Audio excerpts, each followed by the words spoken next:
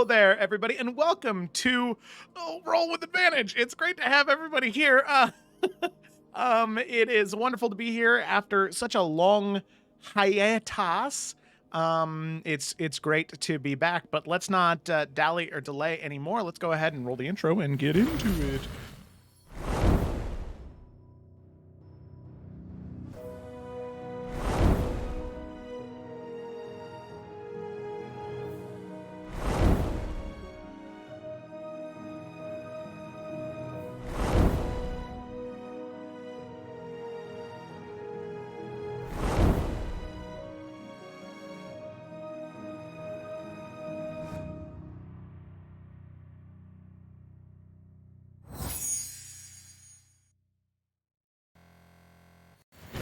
I'm proud of you, Joe. Thank you. Hello. All right, we are back. So let's just go ahead and get started. So, as is tradition here on Roll with Advantage, I have the players do the summary as opposed to myself. This week, the lovely Kayla, who plays Alec, will be doing the summary. So, Kayla, whenever you're ready, go ahead and take it away.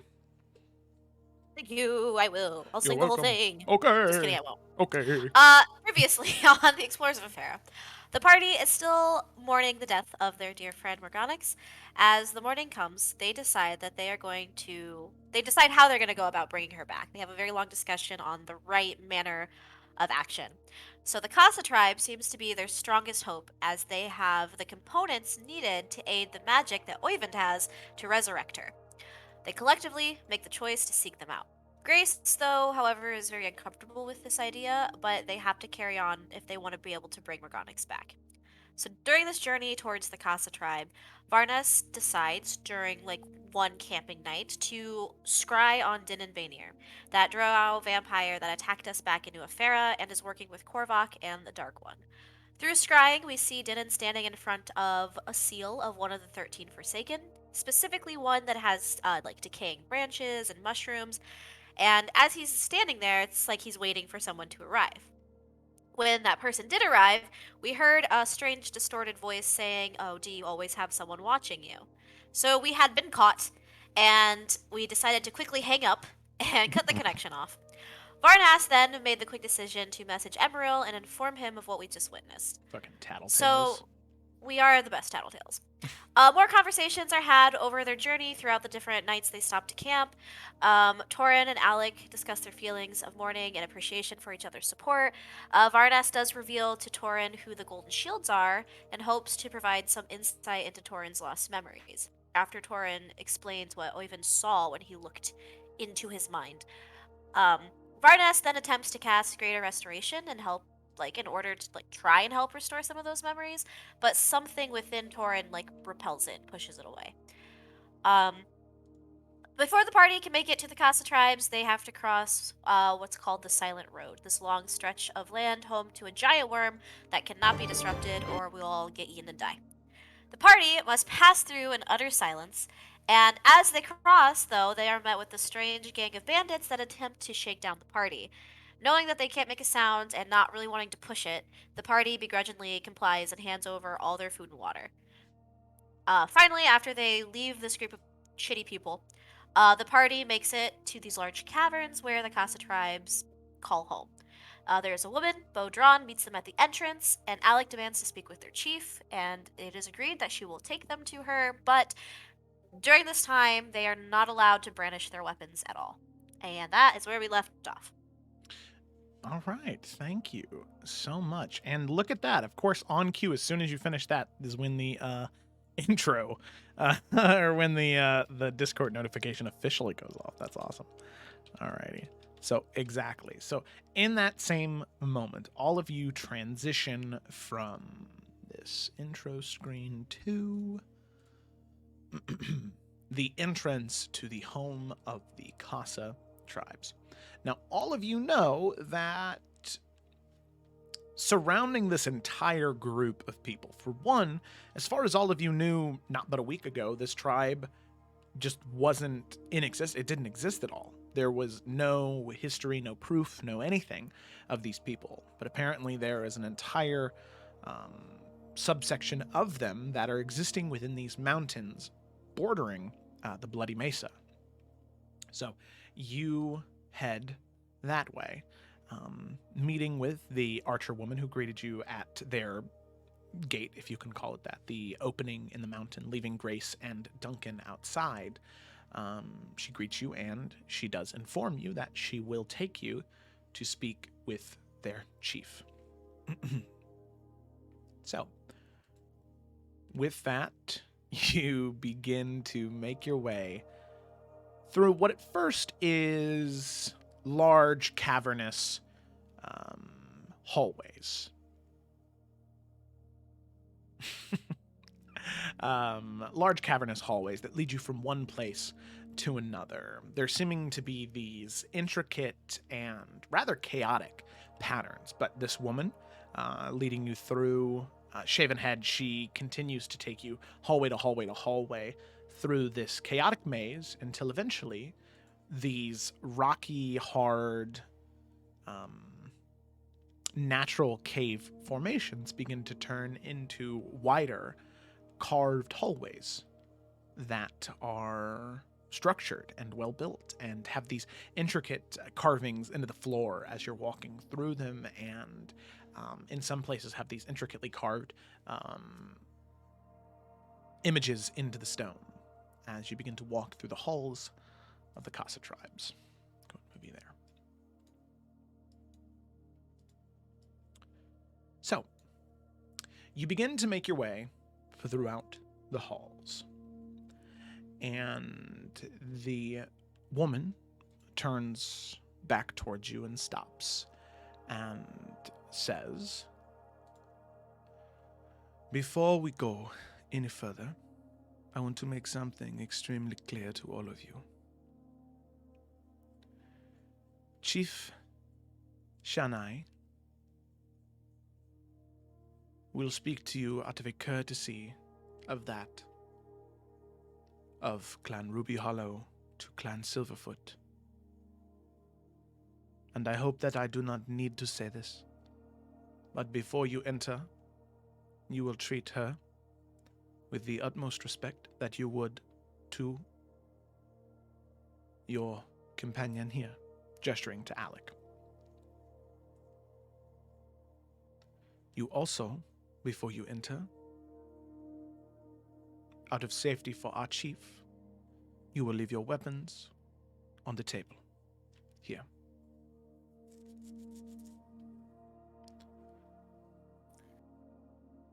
Alec will take her sword off her back and just very gently lay it on the table.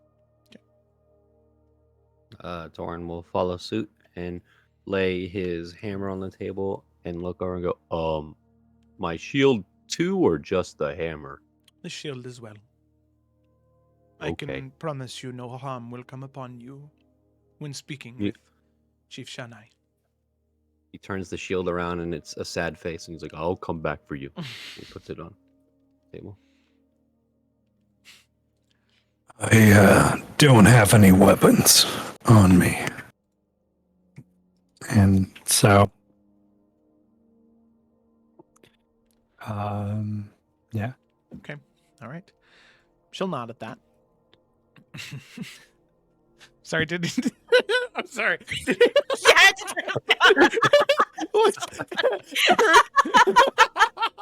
What? Eric, you just got 3 times louder. Like, it's I told you perfect. that was gonna happen. I told you.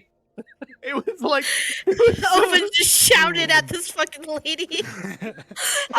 Yes. I am dead. Excuse me, woman. No, you sound so much better now too. I don't know. That's crazy. I told you there was something wrong with his mic, and he fixed it. And I forgot to turn him down No, after he said he yeah. fixed it. I'm sorry, Eric. You're wonderful. That was really funny. Because I know you didn't do that on purpose. It was just like you were just shouting at me. It was just, Yes. I can hear Kayla wailing downstairs. Oh goodness. Okay. This is what I'm here for. Yeah, an endless source of comedy. I love it. Okay, all right. I love you, Eric. You're the best. Thank you, Joe. Love you too. Okay. All right. So she nods and says, "Very well. Well, if that is everything, then you may follow me the rest of the way. It is only a couple more minutes from here. And as you continue walking, leaving your weapons at a table, the one odd thing is that you have seen nobody else in these halls.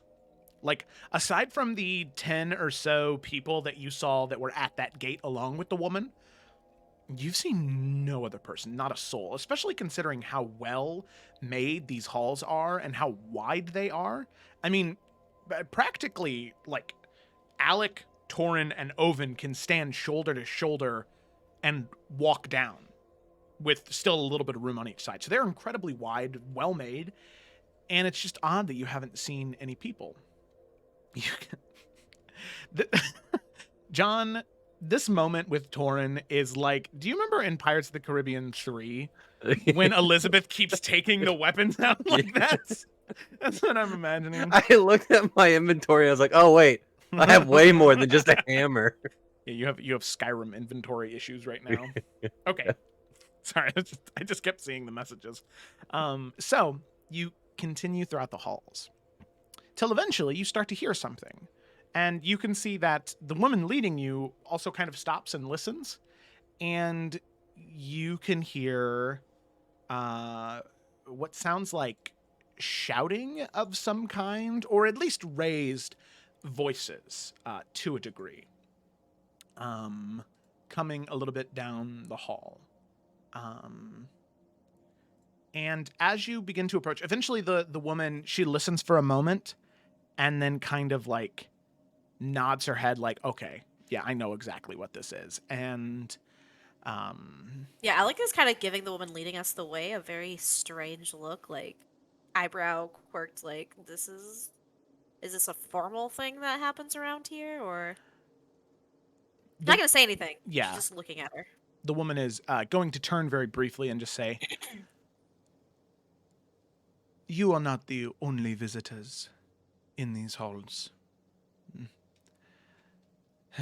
And she's going to sigh and continue walking. And as she makes her way, eventually the voices get louder and louder and louder. And not necessarily shouting, like screaming, but definitely raised voices.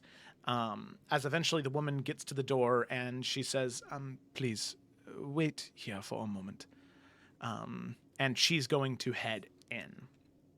And as she heads in, you can see two people in this room. For one, you can see that they are both fire genasi, but the first one that you see is wearing a long robe of white trimmed with gold, a golden collar, gold piercings in her ears and nose, a deep, brown skin. You can see curly black hair that has these like strands, like other curls of like red and orange tipped with white. As you can, along with the piercings and adornments and the clothing, very obviously you would be able to identify that this is most likely the person who is the chief of this place, Chief Shanai Ruby Hollow, as you see her. Now, along with Chief Shanai, you can see her talking back and forth with another woman in this room. And before we get into their discussion, LS, would you like to describe your character, please? She has sort of granite gray skin with a lot of black freckles, glowing fiery eyes, long white hair with the last 6 to 8 inches sort of glowing and creeping up in flames. She is wearing mostly white and black. There are a few odd red runes glowing here and there. And she looks very unhappy. Mm-hmm. Yeah. As you are talking back and forth, all of you just get sort of the tail end of this conversation as Chief Shanai starts by saying, so you really think that I was being intentionally deceitful with you? Is this what you assume? I don't know what is left for me to assume. You lead me to feel no longer like a guest, but a prisoner. You lied to me. I did no such thing. And at that point, that is kind of when the door opens, and the woman that had led you in here with the shaven head, the chief turns to her and, Asa, is something wrong? And she looks past the shoulder to see the party just kind of clumped in this hallway outside the door. I see we have more, and her eyes kind of narrow at Alec. Visitors. And the woman nods, Asa, and says, would you like me to have them wait outside, or are you finished in here? And you can see Shania kind of looks to you, Lady Flint, and says,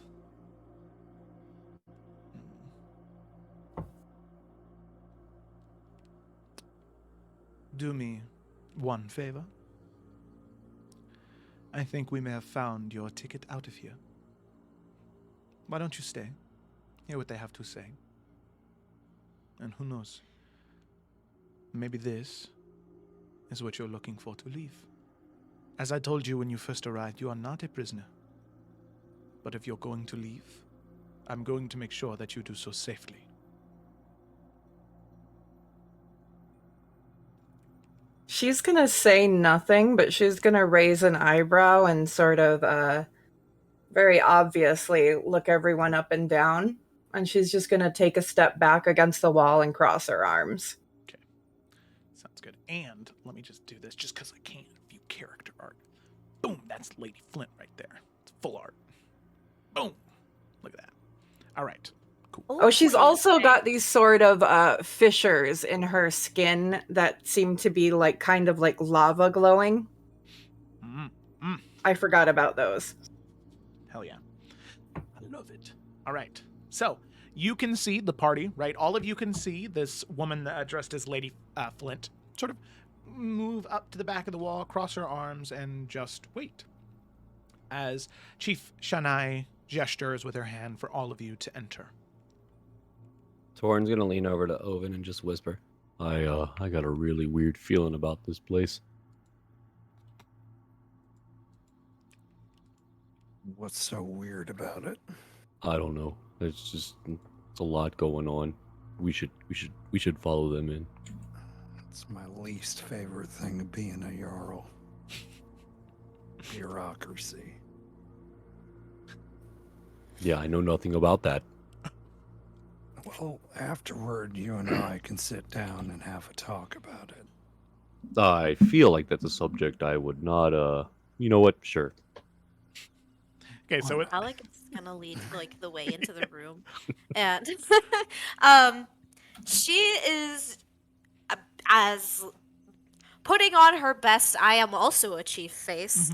She's still working on. She did heavily paint her face today just for this. And she's approaching very confidently. She knows what she needs to do. She knows that she needs to get Morganax back, and this is the way that it's gonna happen. And she's not going to take no for an answer, but she is approaching as respectfully as possible. And as soon as she gets into the room, she will put her fist to her chest and just kind of give a small bow to this woman. Yeah, Chief Shania, she'll return it. Fist to her chest and give you a small bow as well. It is good to see that the customs have not changed.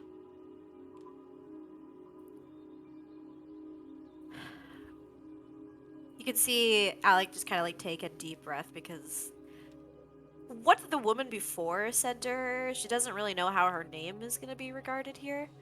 But she just says, I very much value the traditions of our people. My name is Alec Silverfoot of Logan Silverfoot. Chief of Congiato and Warden of Efera.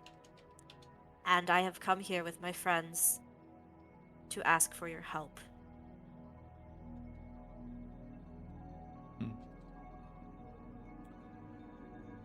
Well, Alec Silverfoot of Logan Silverfoot, it is a great pleasure to have you within our halls.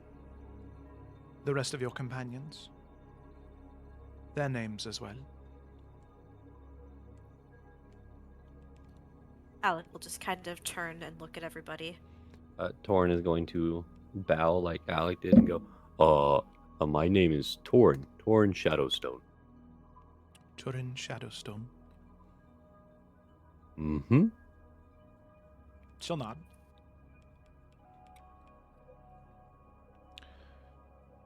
My name is Ovend Aki. Oyvind Oki. Oyvind. Okay. Jarl of Albjord. And he'll bow. You see her think for a moment and then nod. I am Varnas Telmaru. And he'll do a small bow, not fist to chest, but just a small respectful bow.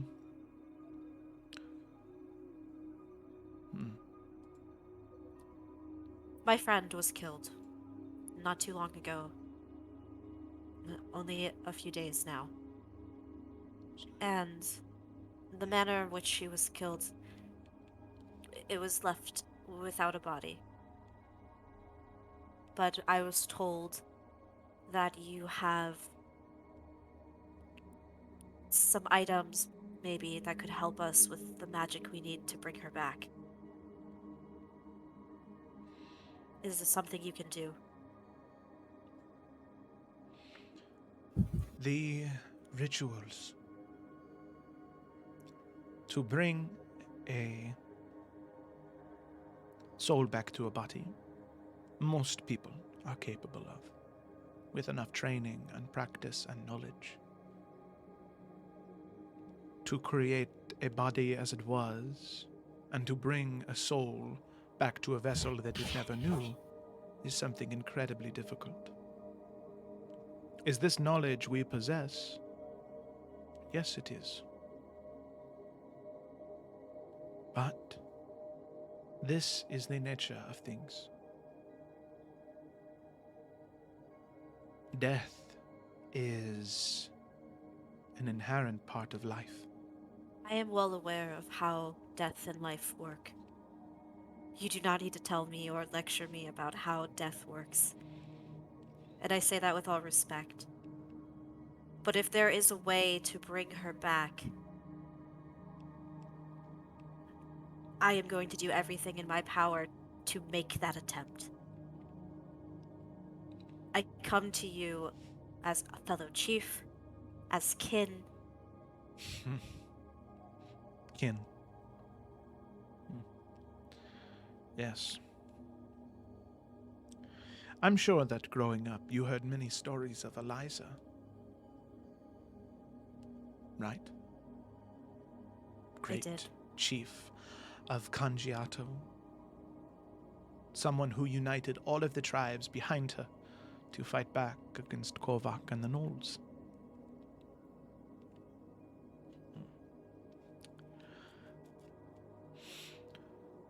One thing I'm sure your stories left out was years before Korvac even became what he was, before he made those dark deals. My ancestors, we sent ravens, we sent messages, we sent envoys to every stretch of Efera, begging for help, asking Eliza for help.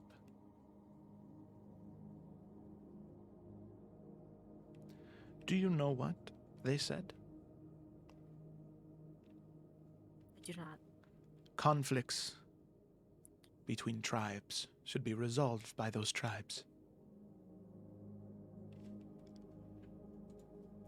Eliza made the decision all those years ago that it was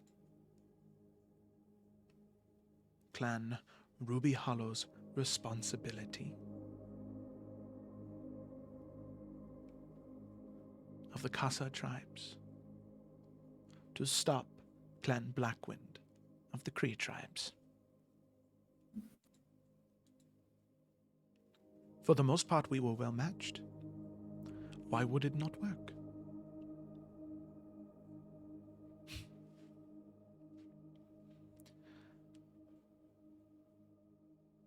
You say your friend was turned to dust and has no body, right? Right. Then I assume that this is because of the leader of Clan Blackwind, is it not? Because of Korvac. Yes.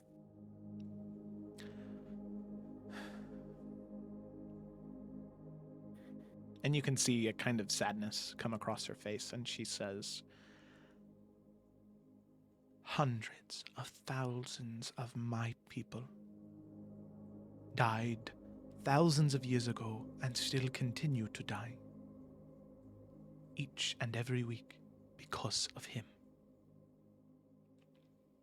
Because of the inaction of the other tribes. I am not Eliza. I am not Logan. No, you are Alec. I am Alec Silverfoot. And again, do not sit here and lecture me on death. Do you not know what has been happening in my home? Do you know how many people, friends and family, I've lost because of what has been happening there? And where were you? Hiding out here? You cannot pass judgment on me for actions that I had no control over. You mistake my intention. I am not passing judgment, and I am not speaking down to you. I understand the pain that you have gone through, Alec. We may live in the mountains, but we do not ignore the world around us. I listen. I have ears and eyes where I deem necessary, so I can know what is happening in the world.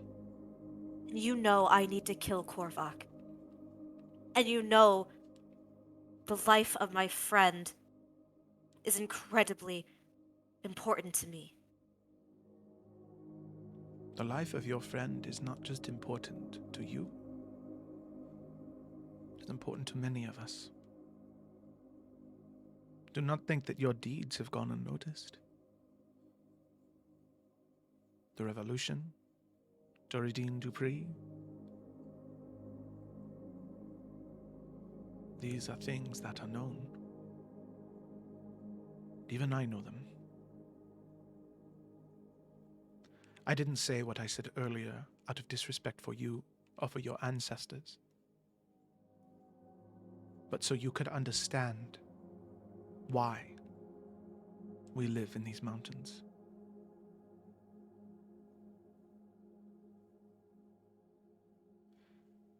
And even though I have no great love for the rest of my kin, she says with contempt, I do have respect for you and for your companions,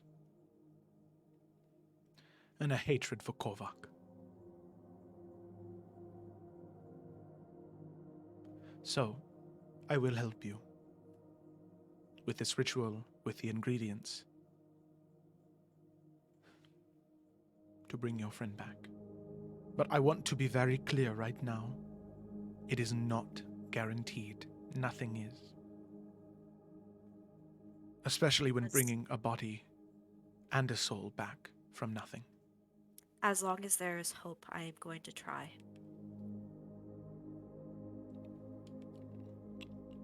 That is what has kept my people going for so long. A sliver of hope.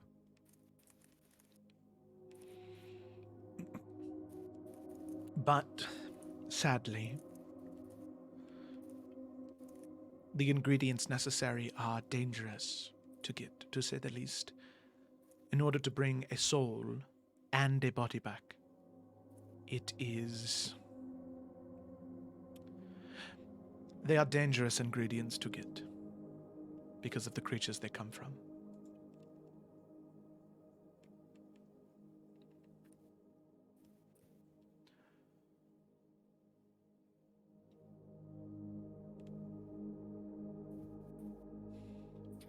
I have said this many times in my life, and I know I can speak for everyone here. But I am not afraid of whatever that danger is. It doesn't matter.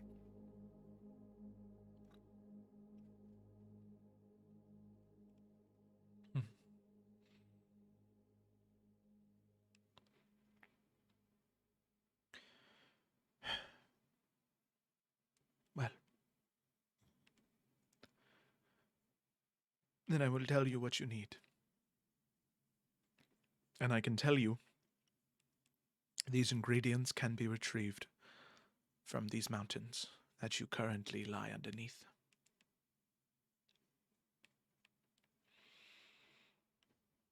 You see, there is massive primordial energy that rests in the caves and caverns within this mountain.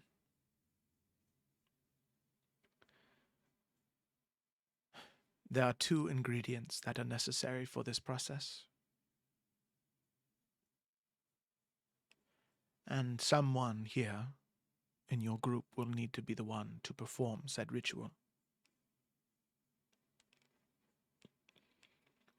On top of the one who performs the ritual, 3 of you will need to bring offerings to said ritual to attempt to coax a lost soul back to a new vessel. Is that clear? Yes. What are these things that we need to get?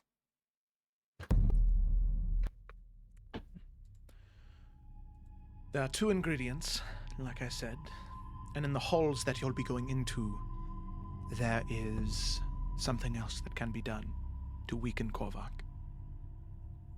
which I assume you may be interested in.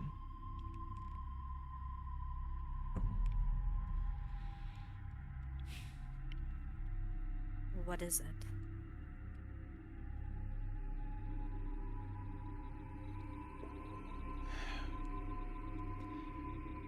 As I'm sure is the same with those of Clan Silverfoot or of any follower of the Stygia, Arcadia, or Eloin. We have great pride, our warriors do. Great pride and valor and victory in battle. If nothing has changed in the past 3,000 years, then I'm assuming these are still tenets that are valued to the Silverfoot clan, correct? Correct. The idea of a battle that could spell greatness for you if you slay said beast or creature is typically valued very high. Korvac, being a native, knows this. Inside the caverns and caves of these mountains,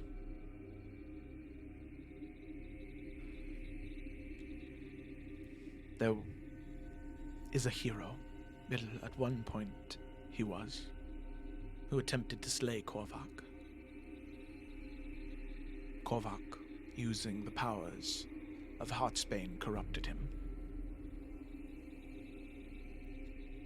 And now this once noble man wanders the caves, slaying anything he comes upon, collecting souls for Korvac, so he may continue his endless life of slaughter.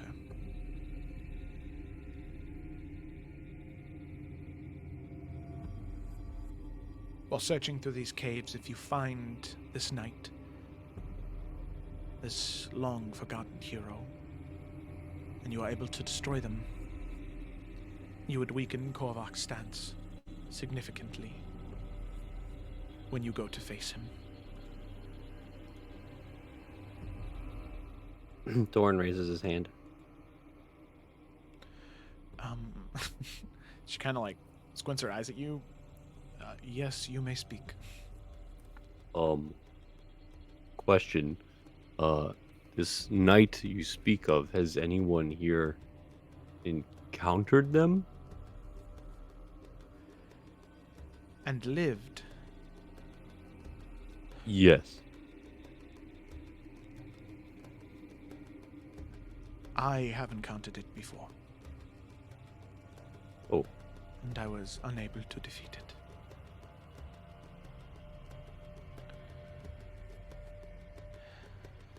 It was strange. Typically, on any given creature, you can deliver a killing blow, and it's obvious. A stab in the heart. A slash of the throat. You can see someone's life drained from them. But this was different. What should have been a killing blow, it fell to the ground. Me and my soldiers, we celebrated. And then it got back up.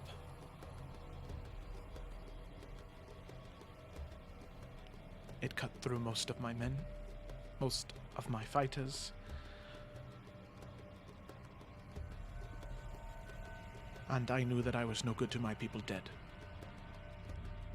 So I retreated, hoping to fight again another day.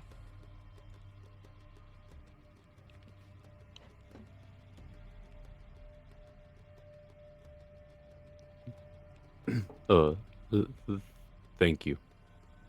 And Torn will go back to just listening. So we destroy this, and it will weaken Korvak, Correct. and it will be a benefit to your people as well. Any detriment to Korvak is a benefit to my people. You see, in the brief encounters I and others have had with Korvak, he has a regenerative property to him. Wounds that come upon him after a few moments are healed almost instantaneously. Massive sustained damage will be there for a moment longer, but still. Seems as though he can just will wounds closed on him. The death of this creature would slow that process, as Korvak would not have nearly as many souls to use to fuel him.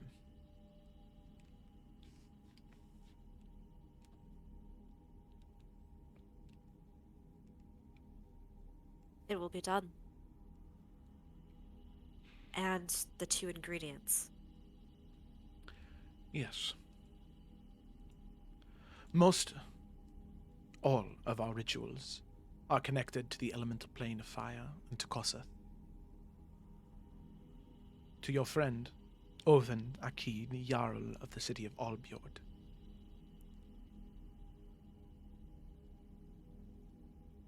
If he, or perhaps your friend, your companion Varnast, depending on who performs the ritual, we will show them how to perform the ritual and what magic need to be channeled into it. But it will be our rituals. And the ingredients are much more costly. You see, we must have something to restore the body and to respark life in the body. So that way, when the offerings are made, the soul as a very clear vessel to return to. There are creatures that exist within these mountains that have massive primordial energy within them, massive elemental energy within them.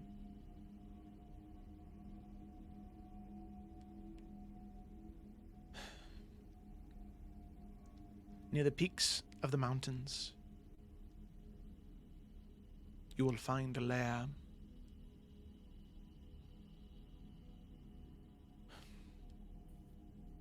to a red dragon.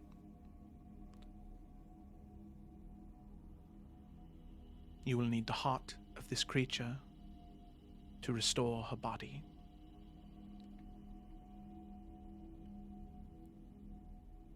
And to the south of our home in the mountains, you will find a grove of fire and flame. Deep within that grove, you will find a phoenix that you will need to slay and collect its dust to mix with hers to respark that life. Now, it is important, when the phoenix dies, they will drop an egg. You do not take and you do not touch that egg. You will leave it where it drops, and the phoenix will rehatch. And it will have life again, as if nothing ever happened. But if you take that egg, if you disturb it, not only could you destroy its chances of survival, but you could also hurt the primordial connection we have to that grove. It is not easy for me to give you this information. So believe me when I tell you, I do have respect for all of you, and for what you have done for the natives, and for what you continue to do.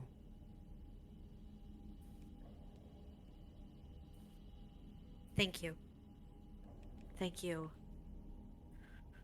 for being willing to do this. Whether it is for myself or my friends here, know that all of Clan Silverfoot is thankful. And whatever has happened in the past, it lives there. Not now, and not in this moment. Both of our clans have been hurt. I do not see why we have to continue to live in that hatred.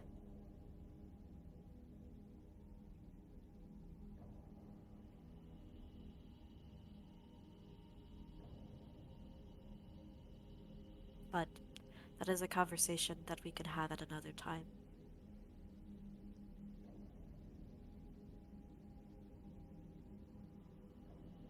Of course.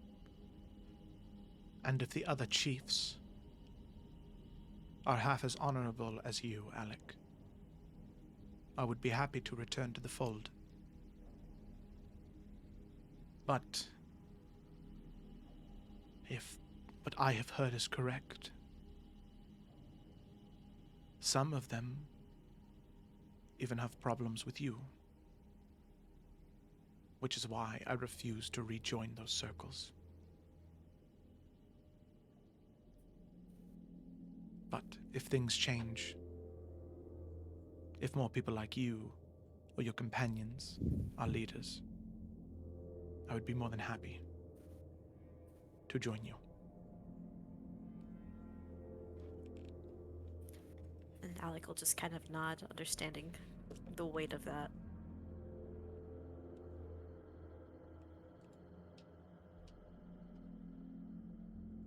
Ed, just DM question. Yeah. So these locations that she gave us, Uh-huh. they are like within this area-ish? Just like, obviously it's gonna take some travel time north and south of here.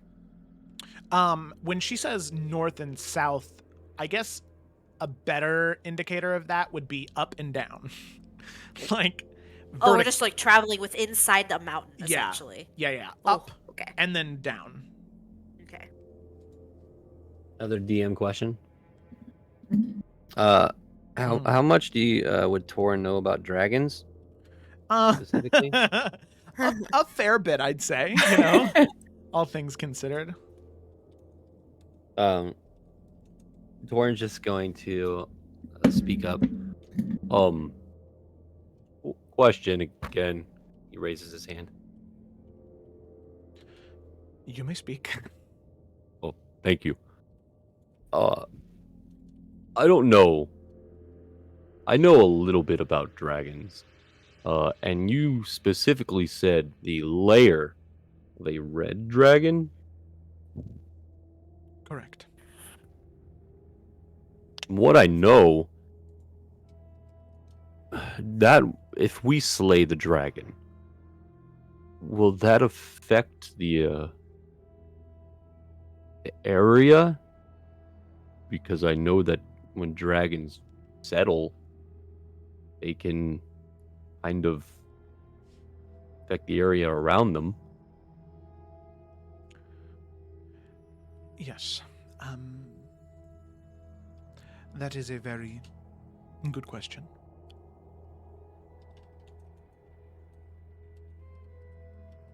So, that is true. They do have that effect. But this dragon in particular, their lair reaches so high into the mountains that the effects that it has on us are negligible, not very noticeable.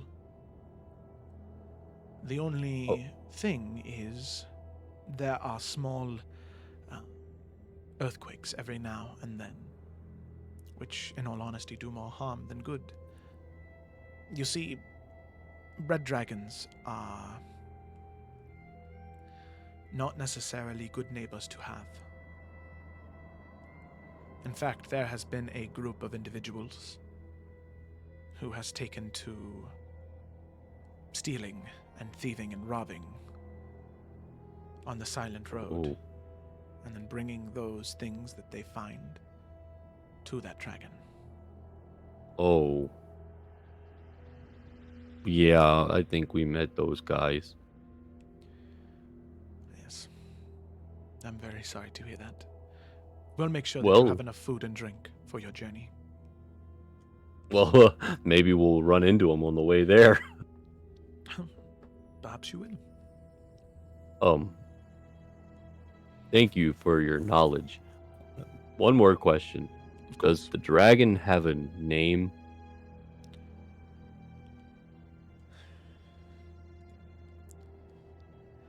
This dragon has never been a... As I said, they are not a very good neighbor.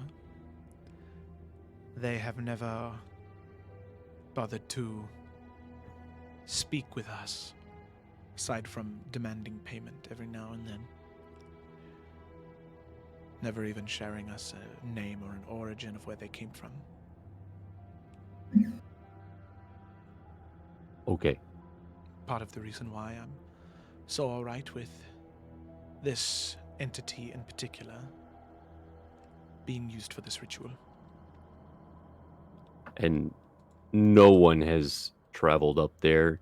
There's no, again, sorry for all the questions, but has anyone seen the lair and what the layout might be? Or what we might run into, I guess. I can tell you that from knowledge that we have on it, because this is its lair, there are things that can happen within it. But in terms of actually seeing it, I have not, and none of my people have not.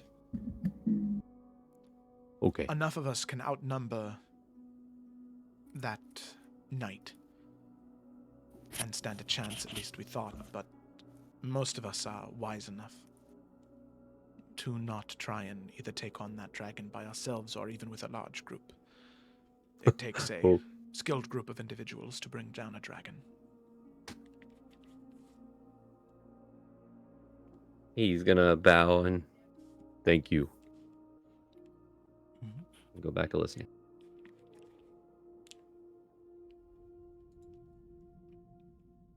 How long will these journeys take us to get to both locations? Well, from where we are right now, I'll have Asa, the woman who led you in here, show you the way, so you can avoid any dangers or pitfalls to these places. Asa, it typically takes her, when she travels by herself, a half day to get to said mountain outcropping where this dragon has made their lair. But it will be a 3-day journey south. And of course, Asa will direct you on that path as well.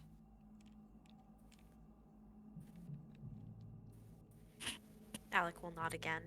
And when she does show, like, she can't help but, like, notice the woman on the other end of the room and kind of look back at the chief.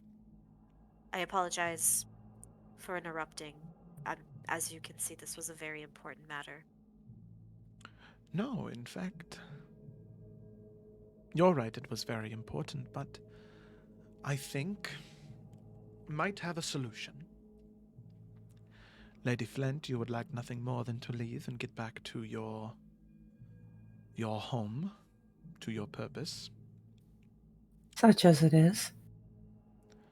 So, perhaps these individuals here would be willing to take you along with them, and, in turn, take you back to where you need to go.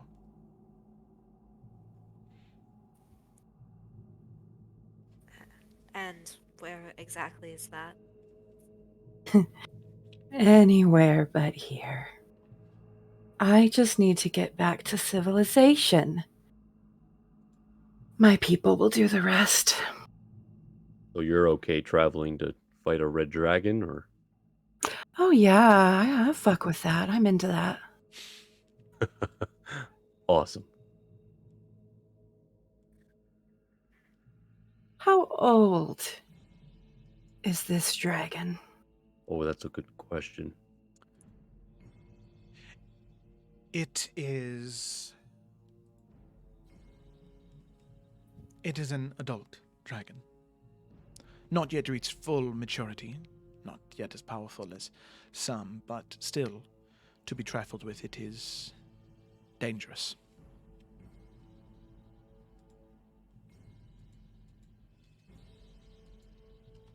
Sounds like fun. And Alec is going to turn to this new woman and just say, and you're really okay with risking your life with us? I know who you are. I think my chances are pretty good. And I owe you one. New Efera is a tough nut to crack. Alec looks so perplexed, but she just nods. Then, if you fight alongside us, then we have your back as well. I will have yours, of course. Okay, insight check. Is that weird? I don't know this bitch. She's kind of cute, but she's scary cute. This isn't organic. I know, she said the F word. That's weird. I was like shook. I was like, this isn't organic. Can I insight check, Joe? Yeah, of course, yeah. Lady Flint, are you being honest? Well, let's see what she rolls Yeah, first. Let's see. My my bond over here. Because I did, that roll super great. Let me see. It was insight, right? That's what I said? Yeah. 12. She's being pretty honest. She seems just surface level amused and interested. Okay. Then Alec will just nod appreciatively, and she'll even kind of put her fist to her chest and give her a little appreciation.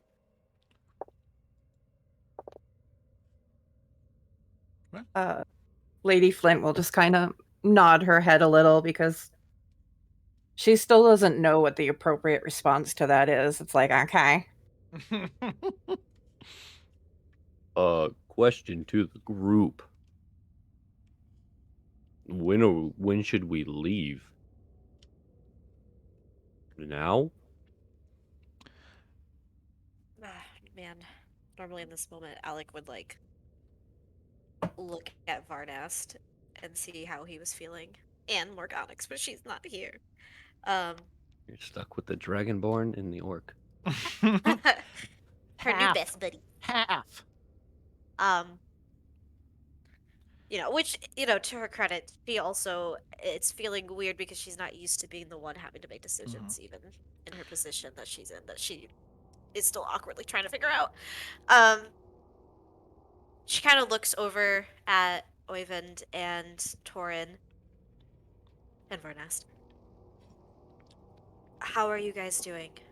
I know the path here was not as successful, I guess, as we could say, but do we want to rest here for the day and set off tomorrow, or should we just head off now?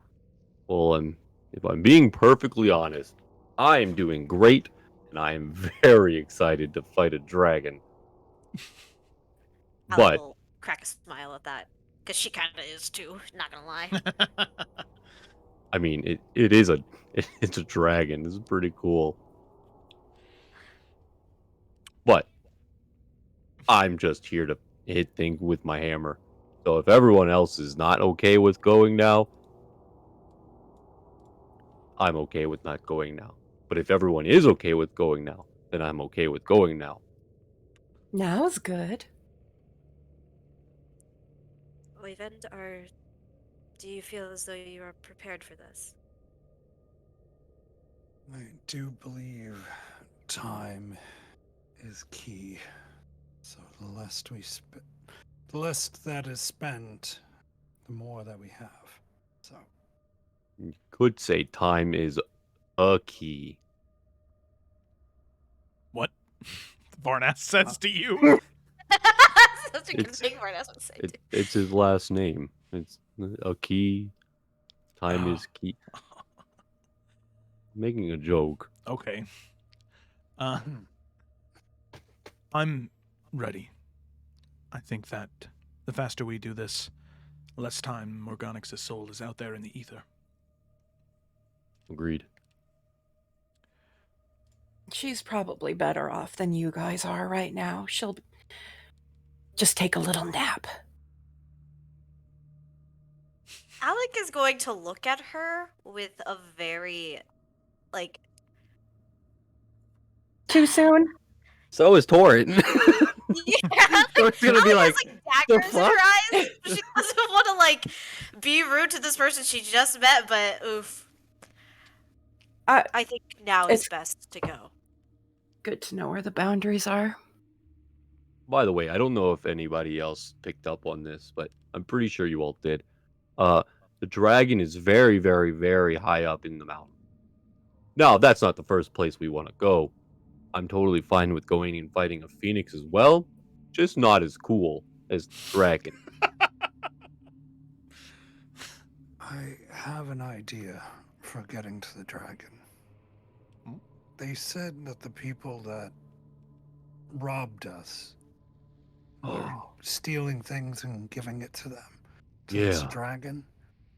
What if we disguised ourselves as some of these individuals? Oh, I thought you were gonna say scry on those individuals. I mean, They were- we could do that. and then jump them, take our stuff back, and then use their clothing to sneak up on the dragon and catch him off guard. Are you telling me the explorers of Efera were robbed? Well, I consider it donating to charity. Also, I would like to point out, I'm not one of them, but it's wardens. Wardens of Efera. You're right. I'm sorry. Also, didn't it have much of a feels like choice. I wasn't even there somehow. Yeah, for some reason, I Oven felt was very asleep. absent was- that day. Yeah, they just took his stuff. Yeah, your DM voice was question. really sore that day too, Oven. DM question. Yeah, what's up? So you said Torin would know a decent amount. I don't want to meta game. Of course, yeah. So how much does Torin know about dragons? I would say he would know about as much if you skimmed through the adult Red Dragon page in the monster manual. Like skimmed it, like didn't read it, but Okay. just like kind of looked over it like, "Oh wow, yeah, that's kind of hard to hit. Those scales must be pretty hard. Wow, that's a lot of hit points. Wow, they have lair actions." They blow fire and you don't want to be clumped up. Yeah, kind of thing. yes. Oh, totally. Yeah, that would be. Okay. In fact, I think that's fair knowledge for everybody to have. Dragon fire means bad. Their tails are probably more dangerous than their claws, kind of thing. Yeah. Okay. I don't want to metagame, and I trust you. I trust you. If you overstep, I'll be like, I don't think you Okay, would know just that tell they me- have yeah. 27 strength. I don't know why you're using those numbers, Torin. So, where do we want to go first?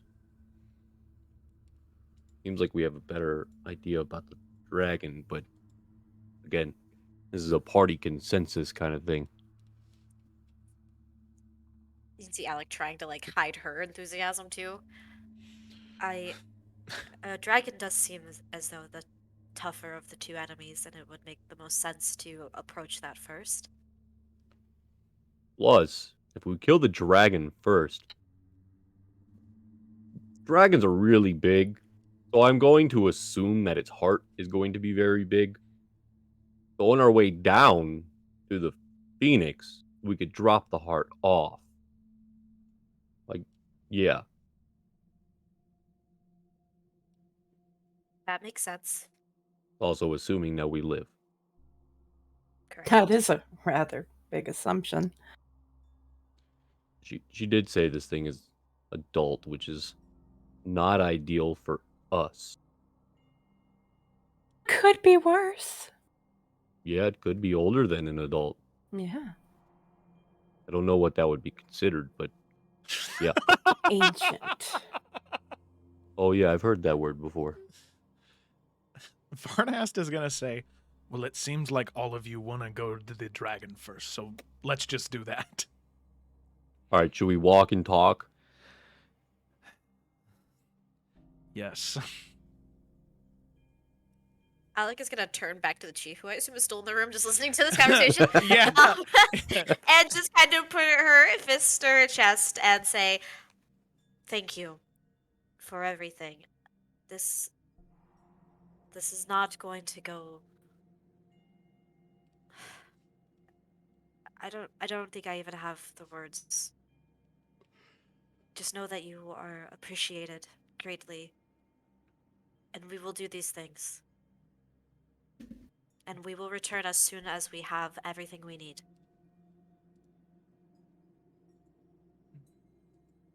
Good. I look forward to your return. Just so you are aware, the hero, the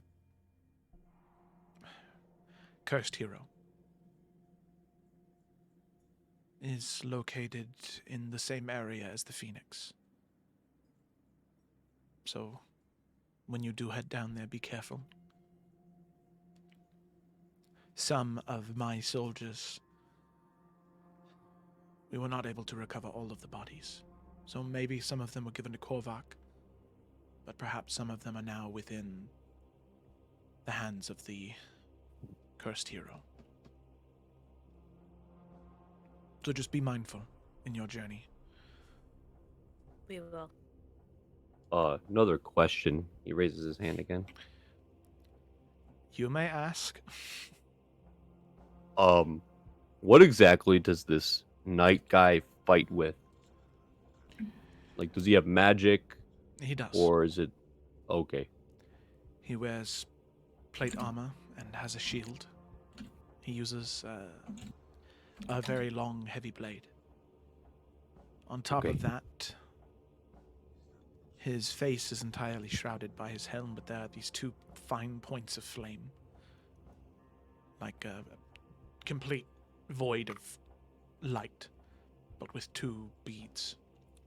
From those eyes, he only did it once, but half of my soldiers were decimated by an orb of flame that he shot from those eyes. When you say decimated, Burnt to a crisp, not disintegrated. good to know. I also thank you for allowing me to stay here. I was angry. I'm still a little angry. But I still respect you and do not regret anything that I have done. And if I can be of help to you in the future, you can count on me and mine. She nods and says, and I apologize for my lack of honesty. Those scouts were headed somewhere very dangerous before they headed to New Efera. And I knew that you would be more than happy to go there with them, but considering the work you've done, I would have hated to lose someone as valuable as you in the conflicts that happen near my home. She looks a little mollified, but also like, I can't say anything to that. So she's just going to kind of nod and back off. Okay. So, with that, she will nod to the rest of you, fist to her heart, and bow. And with that, all of you are free to leave as Asa, the guard who all of you had been greeted by, now you know her name, will be standing there. She will lead you back to your weapons so you can pick them up and take them. You can see that Lady Flint still had her weapons on her. She just kind of stormed in there, apparently, and nobody stopped her. As all there's a really big gold-plated rifle on her back and a white enamel pistol on her right hip. Hell yeah. Is it safe to assume you're a gunslinger? No. Oh shit, okay. Alrighty. Amazing. So, with that, all of you gather your items, gather your weapons, and Asa will begin to lead you on your way. Now, eventually, these very, very fine carved hallways, you can see that they head off in a separate direction, get much larger, much more grand, much more well-kept. But that's not the way that you're going. Asa is specifically taking you very, very far away from that. So... As we're walking, I'm just going to say that Alec is not trying to be obvious about it, but, like, she is keeping an eye on their new companion just because, like, she did kind of bust in on a chief, and the way she was speaking to her kind of, like, confused Alec in a great way. And just kind of, like, trying to get a read on her. If Flint catches her doing that, she'll wink at her. Alec has a very doesn't understand her feelings right now. So she will, like, try not to turn red a little bit and then look away. Torin's gonna go over to Lady Flint and be like, hi, my name is Torin. So is your name like Lady Flint, or is it Flint, or do you prefer Lady Flint, or just Lady, or what should we? What's your name? I have been dubbed Lady Flint of the Many Fires, but you may call me Flint. What about you? And I'm gonna sort of waggle my finger between him and Ovend. What's your situation? You're not in any of the stories.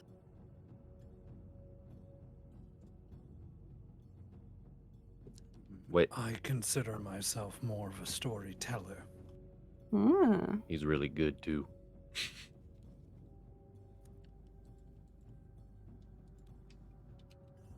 Warden's picking up strays now?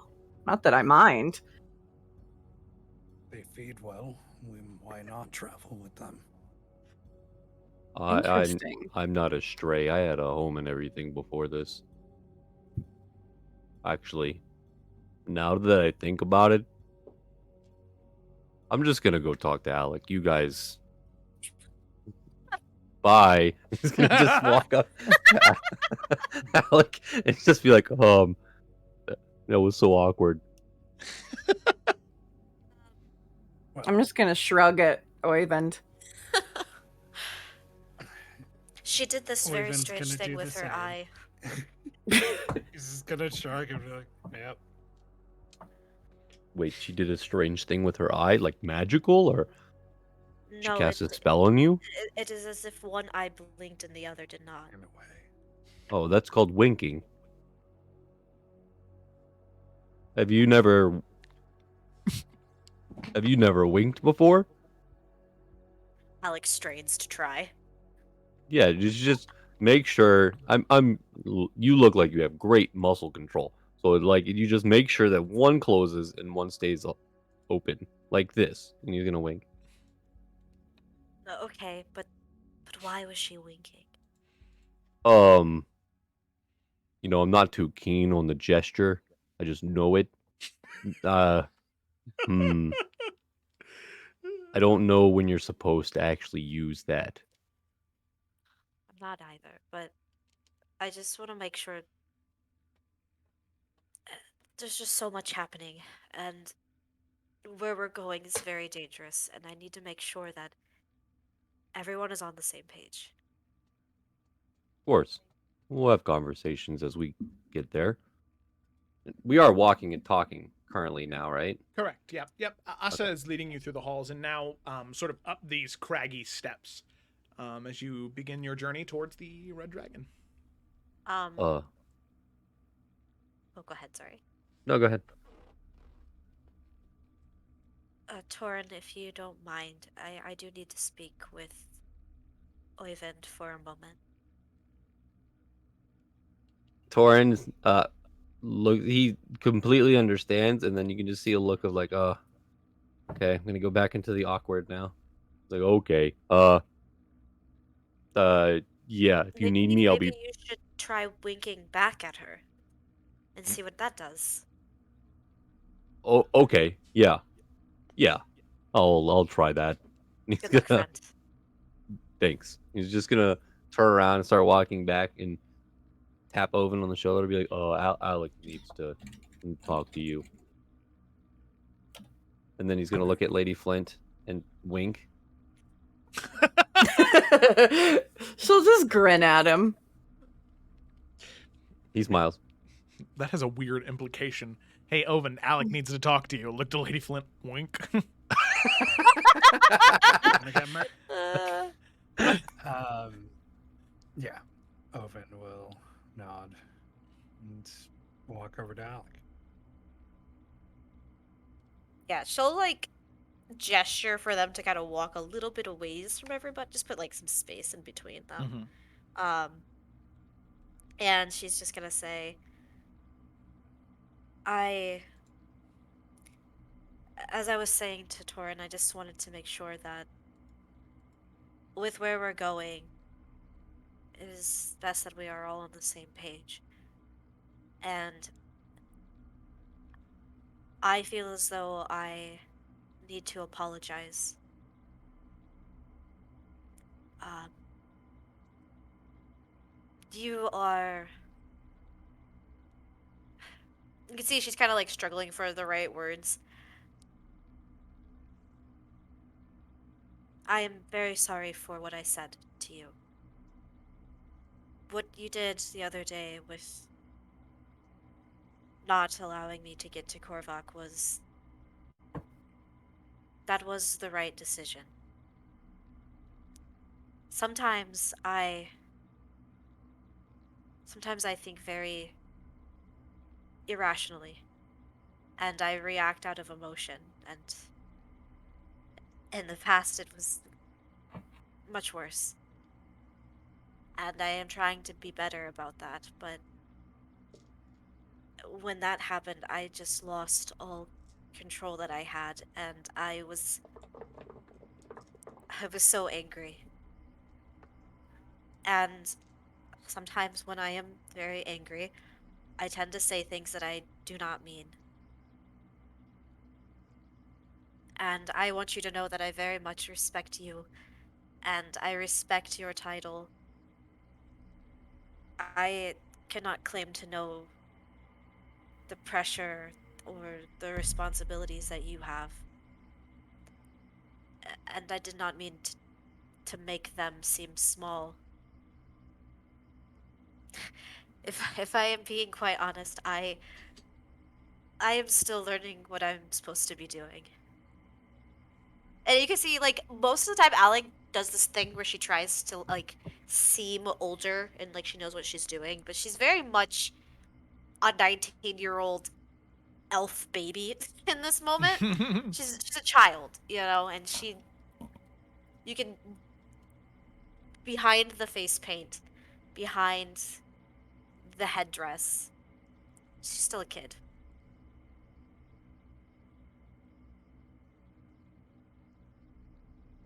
Thank you.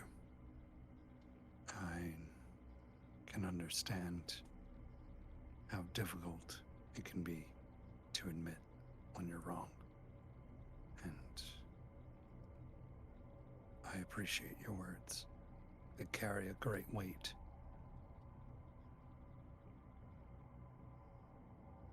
I should apologize as well.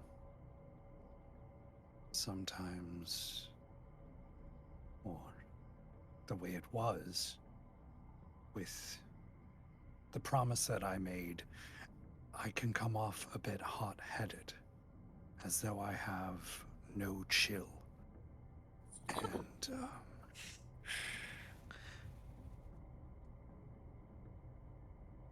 sometimes that doesn't help everyone. But no, I'm all in it now. I'm here to help all of you. Whatever I can do with that. And honesty in front of all. Next time I will not pull you back, but I will go with you. And you can see her, a smile kind of appears on her face.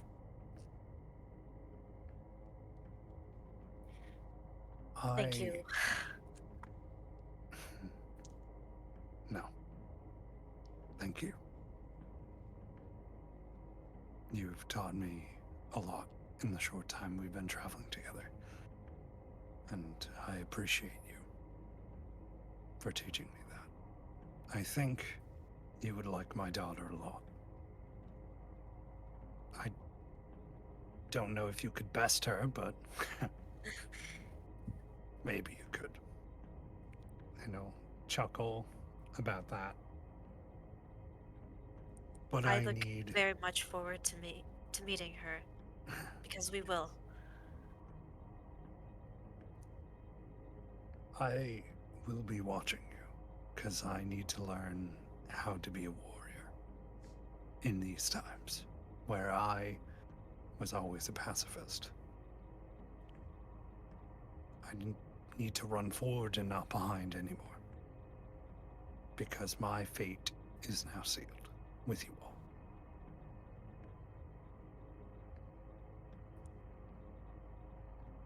I can see her processing this, and she smiles even more. I am glad to have you with us. And when we find your daughter, I hope that you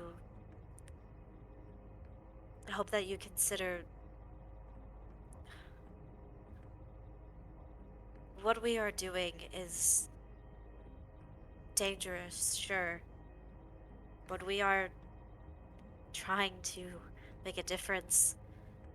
And you seem as though you're someone who is very passionate and cares so much for your people, my people, everyone. Know that there is a place for you with us. You and Torin both. Thank you. And before that day that I see my daughter again, maybe you and I could, like, I don't know, practice how to talk to a daughter, you know, role play a bit.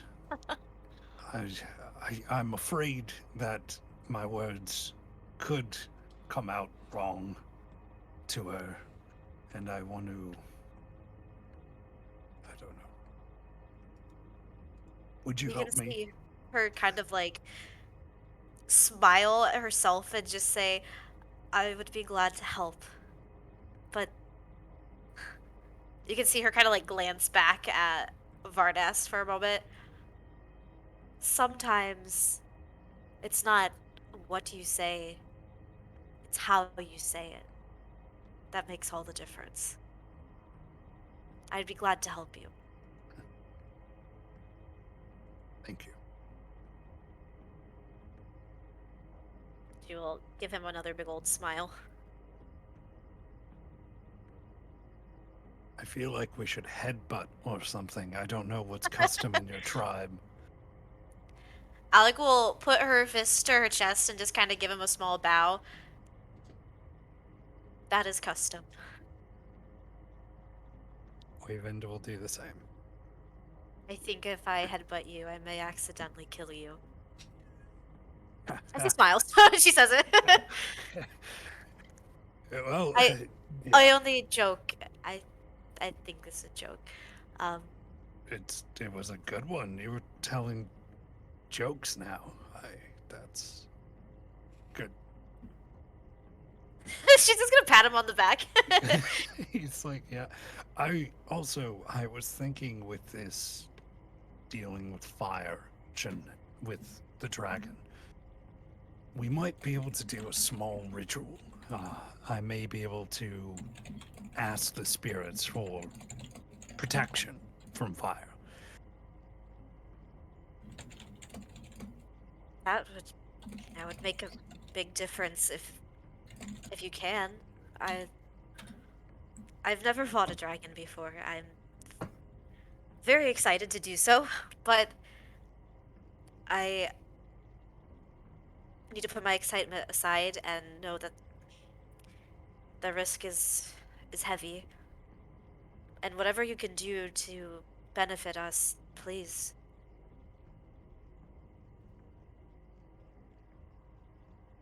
Always. For the tribe. And she'll give another smile at that. And Alec is gonna like look back to see how Torden's doing with Lady Flint back there. After Lady Flint's comment in the chat, look over and go, no, I think usually when she does that, it's a sign of respect. So their conversation must be going well. Oh, for a minute, I was getting very awkward turtle vibes. It was weird. Right. Okay. So what brings you to the tribes?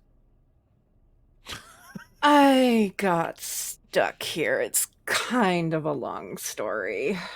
I think I'd rather tell it to your whole group than have to, you keep repeating it and each Oh, yeah. version comes out a little different. It's a thing. Yeah, I've experience with this actually recently. Oh, I Uh, bet. the did you where did you get the weapons? They look I very made nice. them. Thank you. You made them? I did. Wow, they are very well made. This one is lemonade, and I'm going to point over my shoulder at the rifle. And this one is spilled milk at the pistol. Lemonade and spilled milk. Mm-hmm.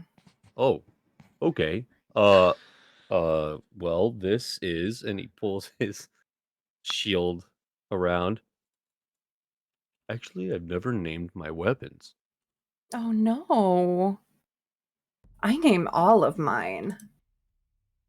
Hmm. What should I I have name them? another friend somewhere, but we'll see him later. Wait, who?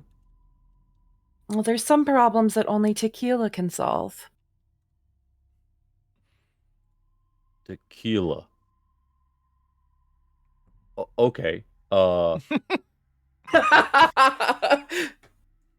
Right. Okay. Oh, is that another weapon?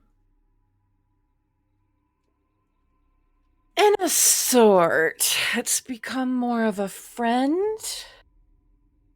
He's a Wait, special case.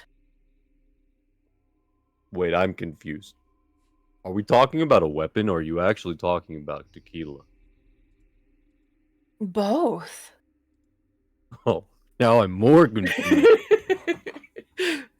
Okay. Uh, well, I think lemonade and spilled milk Mm-hmm. are great-looking weapons. So Thank you. your whole thing is to kind of shoot things from afar. Yeah. Okay. I don't like to get up close. Right. It is pretty dangerous up there. Of course, you can see from what I'm wearing, and I'm usually right up there. You look far better suited to that than I am. Oh, thank you. Are you sure you're okay to come with us and fight a dragon? Yeah, it's something to cross off the old bucket list. There's a bucket list? Oh, yeah. You gotta have a bucket list.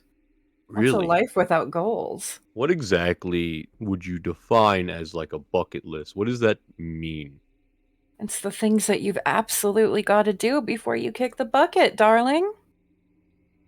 Like physically kick a bucket? No, before you die. Oh, that makes more sense. Always Well, wanted to fight a dragon before I die.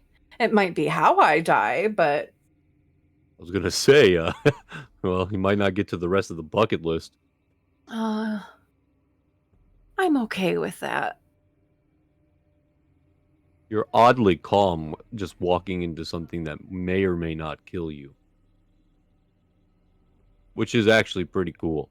I'm I'm okay with death. I've died before. I mean, wait, what? Oh, yeah. I've died before, and then I came back.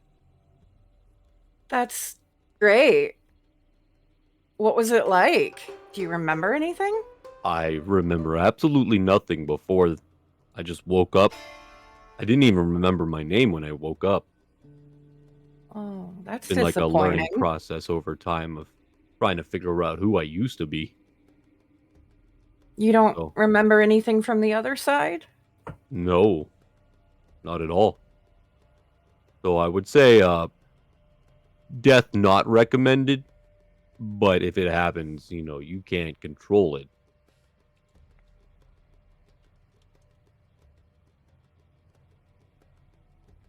An interesting one. Thank you. I will nod. Yes, thank you is appropriate. Okay. Well, uh I don't know what to talk about now. Is there anything specific you want to talk about as we're walking towards a dragon? How long have you and Ovind been with them? Oh, it's very recent. Maybe a couple weeks? Maybe less, I think.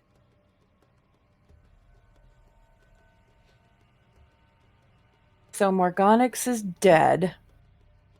Awful. And Cyrus is where? Uh, I don't you want can to see ask that after them. you It might after be you said a... Morgonix is dead like that, Torin's just like, okay, he's trying to process this and not just trying to keep, things together. Oh, yeah, I actually Right. I haven't met Cyrus.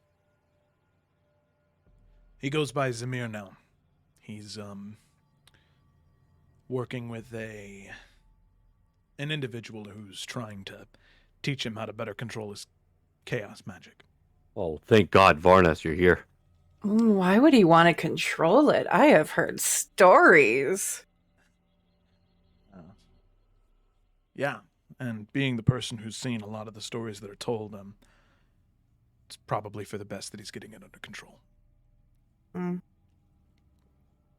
Meeting him might be another one for the bucket list, but then again, so is meeting you. I'm flattered, but Cyrus will, well, I wouldn't let him know that, if I'm just being honest with you. Seems fair from what I've heard. I'm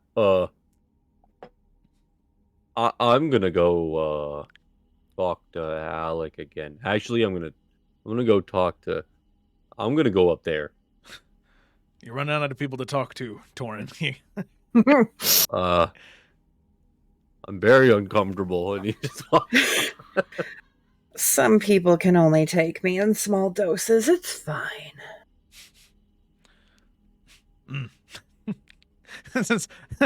Varnas still just grunt.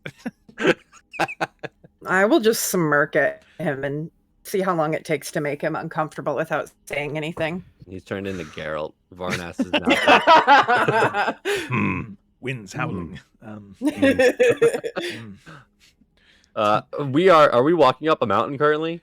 Yeah, you guys are walking, so you're inside. So that's what I was just about to say. After about this point, it's maybe been, 3 or 4 hours that you've kind of been walking through these different narrow caverns. Every once in a while, you've had to sort of climb and scale. Asa leading you to the best of her ability, but eventually, after about 2 or 3 hours, the effects of the dragon's lair begins to become more and more clear. There is a scent of sulfur in the air, this sort of burning sensation, the temperature vastly increasing the higher and higher you get, till eventually, what is something very odd for being this high up, you can start to see these much more aggressive collections of stalagmites and stalactites that are covering the entire area, and these bright red flashes of flame and magma. There are now these small sort of veins of rivers that are just packed to the brim with this dense, bright red and white hot magma. Let's go ahead and move you here. Torin is going to look at his shield, look at his hammer, and he's going to put his hammer away and put his shield on his back and pull out his greatsword. So I am taking my shield off to wield a greatsword because my blazing warhammer is fire damage. Might not be effective. It might not be effective against a fire dragon. Womp womp. So, my AC is now down to an 18. I have a greatsword. That's rough, buddy. Yeah. At the beginning of the day, Flint would have created her 2 experimental elixirs. May I roll for those now? No, go for it.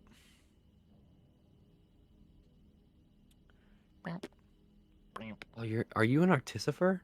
I am. Oh shit. Ooh, okay, okay, okay.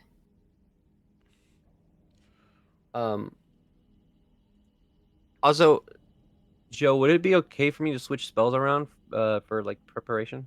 Yeah, of Or- course. Yeah, Paladin, you would have been able to do that in the morning. Yeah. Okay, I just wanted to make sure because I forgot to do it. No problem. No problem.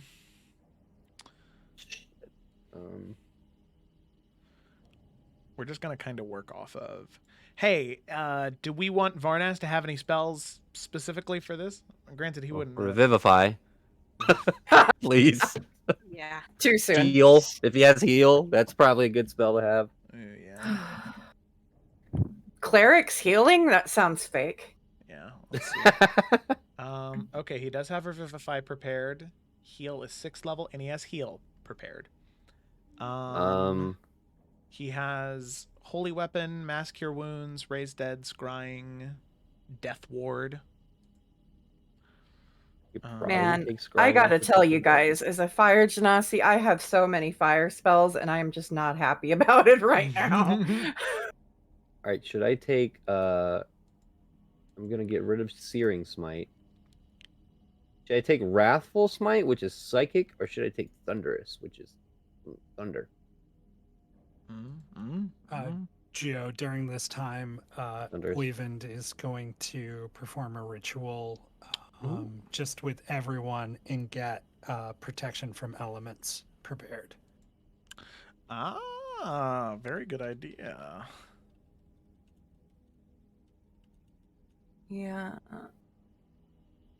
And that D10 rule was the separate thing. So his story of the day, which is the traveler. Oh,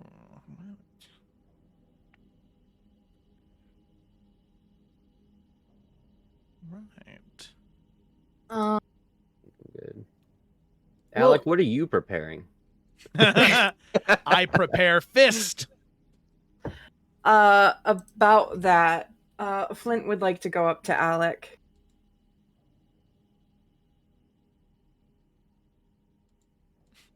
Kayla? Oh, she said be right back. I'll wait. Everybody else do other Oh, she shit. just got back. Nope, she just got back. Oh, I'm sorry. The phone number you were trying to reach is unavailable.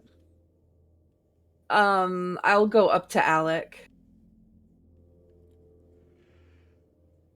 So, dragons fly.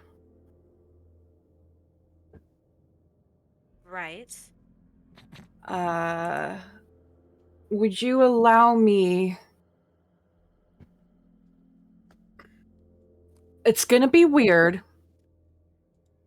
I need to touch your sword.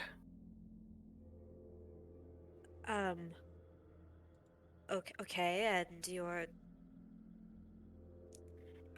Like, it looks at her very skeptical, but also is still reeling from the wink, so she's kind of like, ugh.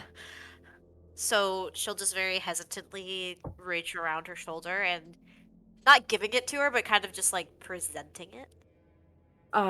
Flint is going to reach in her bag and pull out a few compounds and her alchemist tools, which are on a chain around her neck as her focus. And she's going to tinker a little bit, and a lava-like glowing rune is going to appear on the blade as she creates the returning weapon infusion. Yo. What does that do? You will get a +1 bonus to attack and damage rolls, and it returns to your hand after being used to make a ranged attack. It's Mjolnir. You can throw it and it'll come back to you. Oh shit! Okay, I'm not bad. Thanks, man. No, wait, this is sick. Can you do that again for my hammer? Yeah, it's like... All right, and now Torin, you have to grow wings and fly to hit the dragon. Oh.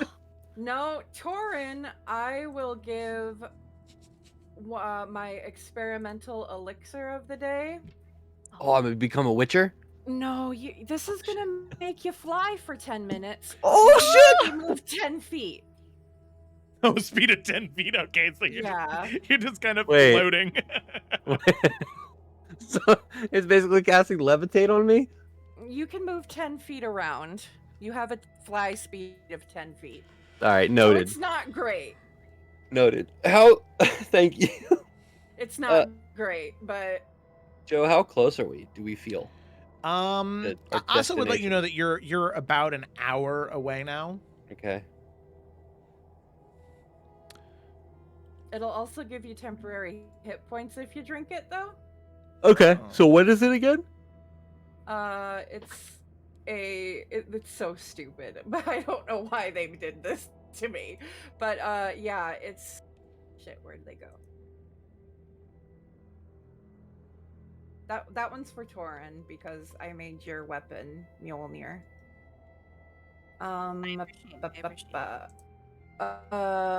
Flight. The drinker gains a flying speed of 10 feet for 10 minutes. And Okay, so I have a potion of flight. Kind of. Okay. And then it's also gonna give you. Sorry, new character. Who dis? You're Yeah. a real dragon now, Torin. I am. Oh my god, that's on my bucket list. Oh my god, I was just reading this. Where is it? Where is it? Where is it? I'm pretty sure it's +5. So Joe, do we feel like we're gonna get there in the same day? Oh yeah, like I said, you're like an hour away.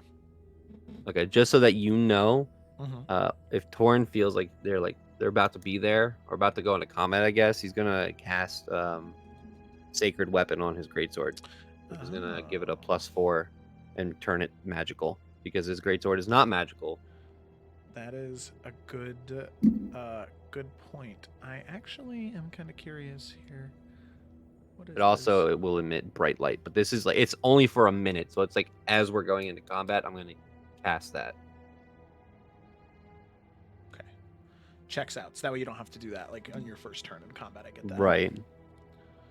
Okay. Varnast will do the same thing, but with holy weapon. Yeah.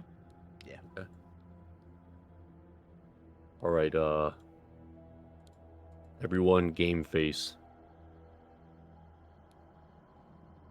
Okay, Alec. yeah, it is +5. Hey, Alec. Oh, fuck me. Alec. Yes. Have any of that war paint? Oh, she smiles really big. I absolutely do. And she will like reach into her bag Can and you like give me dragon fighting war paint face? I don't know how to do it. yes. Yes, I can. And she's gonna go to town. Hell What yeah. does it look like? Hell yeah. Well, I gotta find some cool ass art. Okay. Give me a second. But yeah, she So- will definitely pimp him out. Do I get that? Is that temporary hit points? LS from the potion if I drink it? Yeah, 8 temporary hit points if you take it. Okay, I'm writing this down. All right. Oh, Oven, is that on currently? The Tale of the Traveler? Yeah, that's gonna go to Alec. Oh, okay. Oh, everyone's buffing me out. I appreciate Wait, it. do you already have temporary hit points, Alec? I do not know. Okay, now you do. Alex, bardic a buff inspiration, my baby, plus and can punch all your buns. So how many? How many is that? It's going to be my bard level's 12 plus 6 on the die, so 18. Thank you. You are a bomb. And Yeah, +1 so it to its increases AC? your AC, your walking speed, all that fun stuff. Oh, Alec is one speedy bitch. She's Um, 65 speed. And I think what might be better spell-wise in this fight instead of the elemental one, because the elemental one I can only choose one person. Yeah. I'm gonna do fly instead. Oh, nice. There you go. You can give fly to Dogglin. So when we get to within 10 minutes, roughly, like right when we're getting near the head of the cave. Oyvind will touch. It's a 3rd level spell. I'm going to cast it at 6th level, and it's 1 extra person per each one. And for 10 minutes, as long as I concentrate on it, you have a flying speed of 60 feet. So 1, 2, 3, 4 of us. I'm going to choose Flint. We'll have a flying speed. Varnast. Who Nice. else? Can anyone else already fly 10 feet? Yeah. If you give it to Torin, he'll be at 70 feet. Does it uh, stack? Does it stack? I don't know. Does it stack? I think it should would ask just that first. replace it. Yeah. Wait, so what is the flying? This is fly, right? Yeah. You know what? We'll say that the potion increases someone flying speed by 10. There you go. So that way everybody's I'm useful. Sorry. I was gonna say I haven't taken the Sorry. potion yet, so like, yeah. Cast at 6th level. As Uh, as a player, I will love this because if this dragon gets up in the air, I will be able to do absolutely nothing. You got javelins. Yeah. Absolutely nothing. Torin, Alec, Flint, Oh, hell yeah. and Varnast will go into the air. This dragon's gonna get. Well, Ready. we'll see. Never mind. I'm not. Yeah, gonna don't, no, tell no, you. no, no. Knock on wood, knock on wood. So we currently have that, Yes. or is it? This is like right before we get there. Right before you get there. This is like 10 minutes before you get Yeah. there. Just before we get there, I'm gonna pop my other experimental elixir to get a bonus 1 to my AC for 10 minutes. Nice. Okay. Okay. So maybe we should talk game plan before we go in here, or do we want to just go in there? I'm all for a game plan if we have one. I think we do need to have a plan, but it's also hard to say when we don't know what the space looks like. Right. Well, one thing I know about dragons, and probably all of you do, is, well, this one specifically is going to be able to breathe fire. We cannot group together. Alec will nod. I think that anybody who has range should obviously stay as far back as they possibly can as well. Absolutely. I am not trying to kiss this thing. Let me just put that out there. Why would you kiss it? Don't kink shame me. Oh, okay. Sorry. I feel as though I am much more effective when I am in looking at Flint kissing range. I'm Me sure as you well. are. Could we drop the kissing metaphor, please? I'm sorry. So That feels very familiar to me, and that's very odd. There was the Morganics would apologize like that a lot too. Whoops. I will do my best, but I feel more comfortable when I am up and close. Oh, no. Yeah, Alec, you and I are going to be in its face. Which means that well, it's going to hit us a lot, probably. I think I have something for that. Good. By the way, does anyone have any potions? I'm gonna do aid. So Alec, Torin, and Varnast is mid-range, so he's like bounces between mid-range and up close. So I don't know if you... yeah, I'll just do it to myself. Okay. So all of our hit point totals go up 25.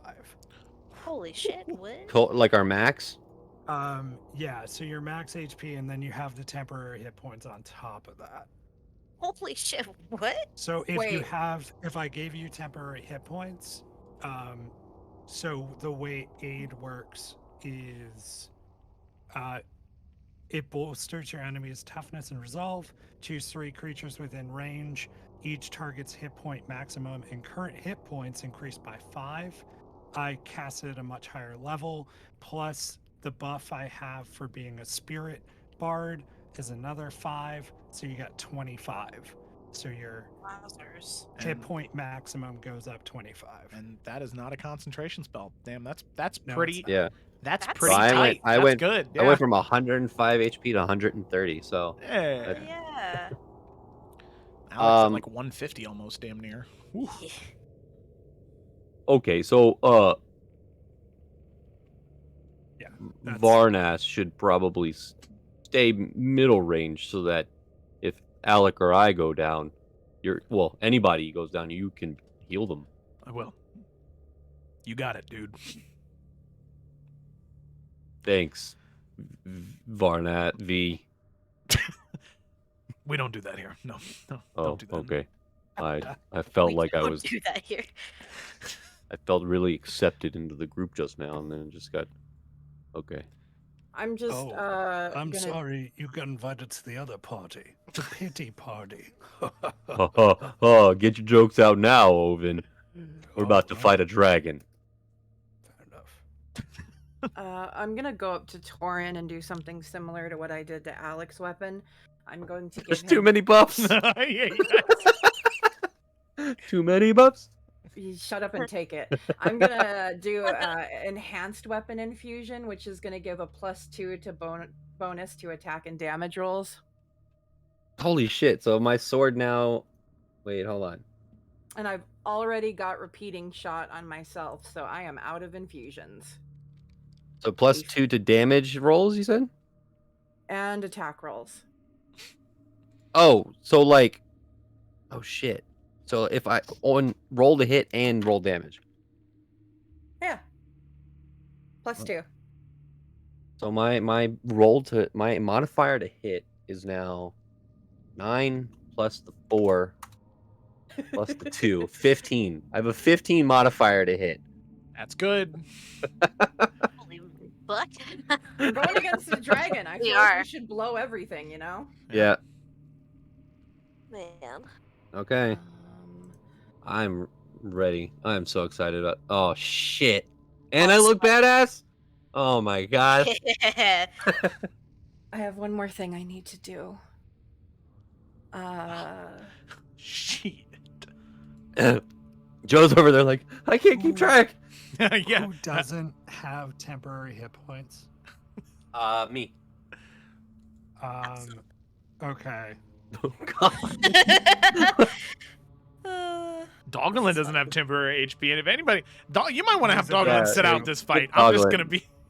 Doggerland Yeah. will chill with me. Doggerland Yeah, will Doggerland chill will with hang me. out with Oyvind where it's safe because Oyvind my baby will- has 50 hit points and he's a little. Yeah, we can't have that. Do we have anyone else in the party who has a healing potion other than Alec?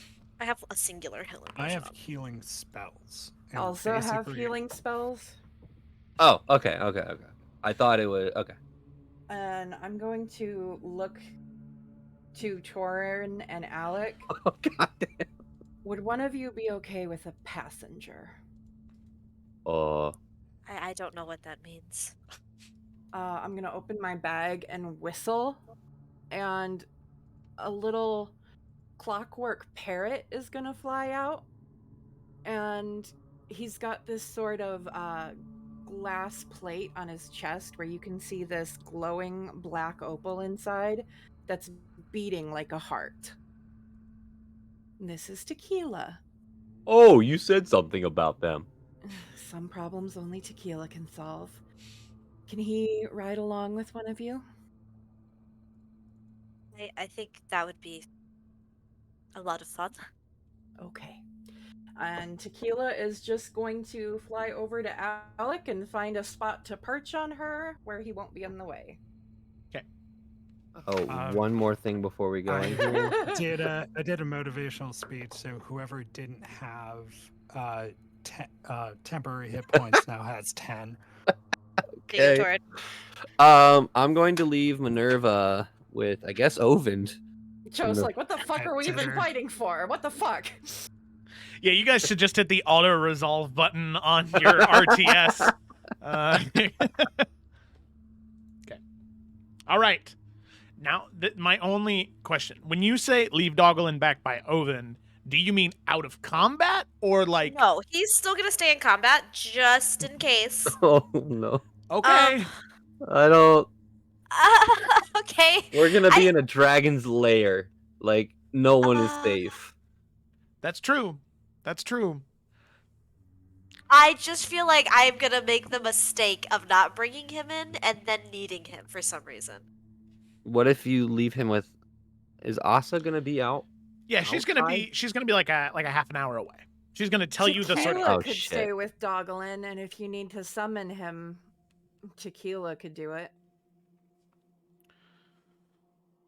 Okay, Alec will just kind of sit on the ground with Dogglin and just kind of do that thing where she like takes him by the face and she'll just press her forehead against his, and she will just say,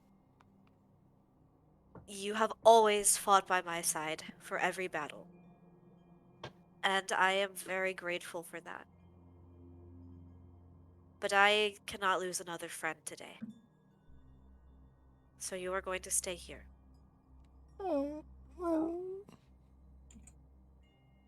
It is what is best." See, Doglin's And ears she- kind of droop a little bit. She'll just give him a little kiss on the top of the head. She'll just leave him. Tequila will go sit with Dogglin. Also, Dogglin, if you're a little alone in here, take Minerva. You're gonna let Minerva. Leaving all chill with the Dogglin. animals together. Yeah. We're not bringing them into a lava pit, Joe. Oh, hey, look, and it's the fox weasel too. Everybody's here. Okay. And right before we go in, one last thing. Oh, sweet I'm Jesus. gonna look at Flint. Bard's gonna be Bards. Finger guns at Flint and wink and go, "Good luck shooting, Tex," and give you bardic inspiration. Well, thank you. Oh, goodness D10. gracious. Jesus. Can't believe we're gonna fight a dragon without Ryan. I know, I feel bad. I don't think we'll finish fighting a dragon. I think we'll Fair. start fighting a dragon. Yeah, 'cause What's Never mind. I'm not. Yeah, I'm good. I'm good to go. Okay. All right. So, with that, buffs evenly dispersed amongst the party like you guys are about to go on a WoW raid. Like you're just so statted out. You are in the end game. You tell Asa you are ready. And Asa points you in the direction. She gives you a very few simple instructions. Climb this ledge here, jump across this gorge here, and then head straight and you should be in the Dragon's Lair. So you do so. You follow those instructions. You begin to climb and you begin to make your way through the last sort of cavernous hallway. And you can start to see natural light, sunlight. This is so dumb. Are you guys sure you want Morgonix back? Sorry. Yes. I've always wanted to fight a dragon in D&D. I want this so bad. You already know Alec is gonna go to the ends of the fucking earth. Okay. Okay. So Everyone dies trying. with that, Let's do it.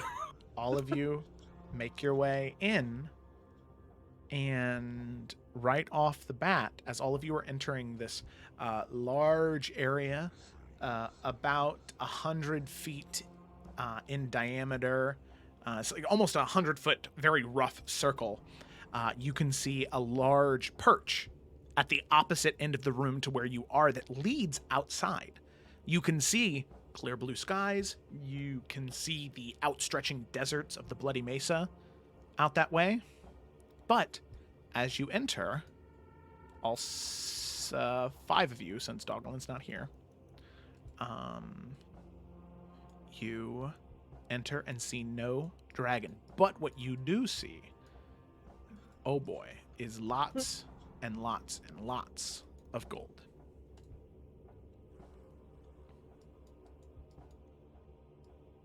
But no dragon.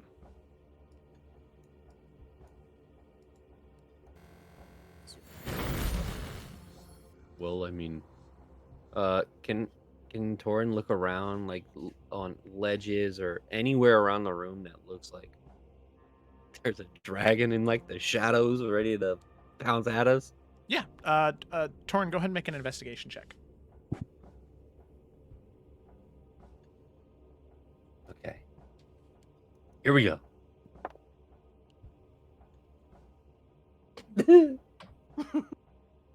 11. 11. Okay, so looking around the room, it doesn't seem like there are any holes in any of the walls. You do know that red dragons aren't typically the type to burrow. So you don't have anything to worry about there. You don't see any holes that are unnatural. All you see is this large opening that leads outside. However, Torin, by the way, there's a thing if you click and drag, it will show you how far you're moving, which is nice. Oh shit! What did I just do? Oh God, I don't know. Oh, I do know what you did. Yeah, if you click on the measuring stick icon on the left-hand side, that will in Roll20, that's how you measure, but in this one, it's how you measure How do you measure in this one? I'm sorry. You can just click and drag your token and move it. Oh shit. Okay. And then it'll tell you based off how much movement you have, what is red and what is green. That's based off what's on your character sheet on here, though. So, Go back to the party.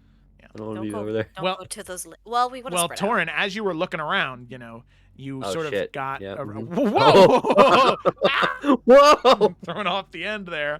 Do the Whoa. electric slide. So as you were looking, you can see in this area over here with your 11, there is a divot in the ground, and there are 3 eggs. They Oh, are dragon scale eggs. They are sort of this blackened onyx material with this dull red thrumming of energy within them. And there are 3 of them. They're about the size of... I'm trying to think of a good indicator. No, they're about the size of maybe 4 feet tall and about 2 feet wide.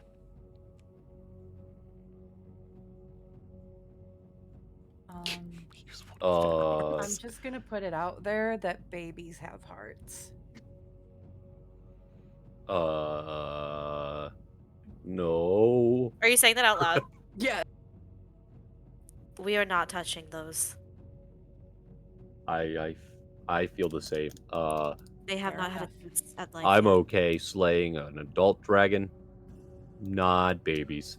Okay, it's good to know where the line is. Still feeling it out. I love her so much. Alec is so confused. I am not the smartest of the bunch, but these dragon eggs, that's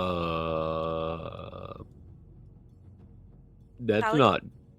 He's gonna walk over to him. Is there something wrong with them? That's me asking, Joe. No, they okay. doesn't look like it. They're very large. They are definitely dragon eggs. I just got an idea. What's your idea?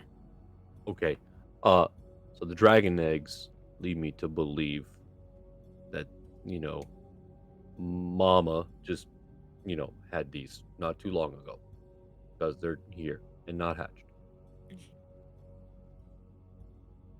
Mama's not here currently. Maybe could be looking at us right now.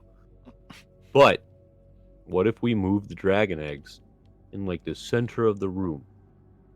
And then Mama's gonna be like, "Whoa, why are my eggs over there? Let me go put them back." And then bam, we strike. It might not be a good idea. I think if we touch these, it's just going to upset her more. Well, we're gonna kill her.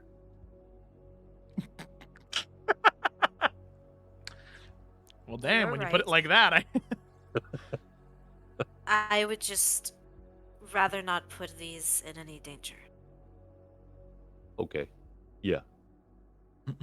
But perhaps we could move some of the golds in the center of the room, like you said, just to confuse her. Hmm. If Yeah. anything, it may, if she returns it to these piles, maybe she'll turn her back and then we can strike. Personally, don't feel like we're going to surprise a dragon. Joe, I have a question. Mhm. I have the spell locate object. Yeah. Dragon's not an object, is it? No. The Nope. heart is. Okay. Is a dragon heart an object? Do you want to Valid. spend the spell slot and find out? Well, I don't have many second level spells that are. Can Alec, like, I don't know, sounds weird, but something Alec she may do, like, feel the ground to see if there's, like, any, like, I don't know, tremor, like, can she feel the dragon, like, anywhere around, like, stomping around or flapping around? I don't know, is that stupid? Never mind, I just take it back. Make a perception check. Okay. Wait, Oven, are you casting that? No, because I realize that it's Concentration. I'm already concentrating on fly. Shit. Okay. Speaking of fly, I'm gonna get up on this little ledgy here, Okay. and I'm also just kind of looking around. Perception. Yeah, make a perception check. Guys, I really don't think we have much time before this thing might come back. Unnatural 20, as he says that, Alec is going to nod, and she will position herself behind this rock then. Is this like an alcove right here? Right where? Over here. I don't know if you can see it on the right side of the map by the eggs. Oh, okay. Yep, I just saw it. Yep. Yep, that right So, there. like, That's a little an divot. underneath spot. Yeah, no. So like, this is a wall entirely. That entire thing. Okay. So if you're right Um, here, you're concealed.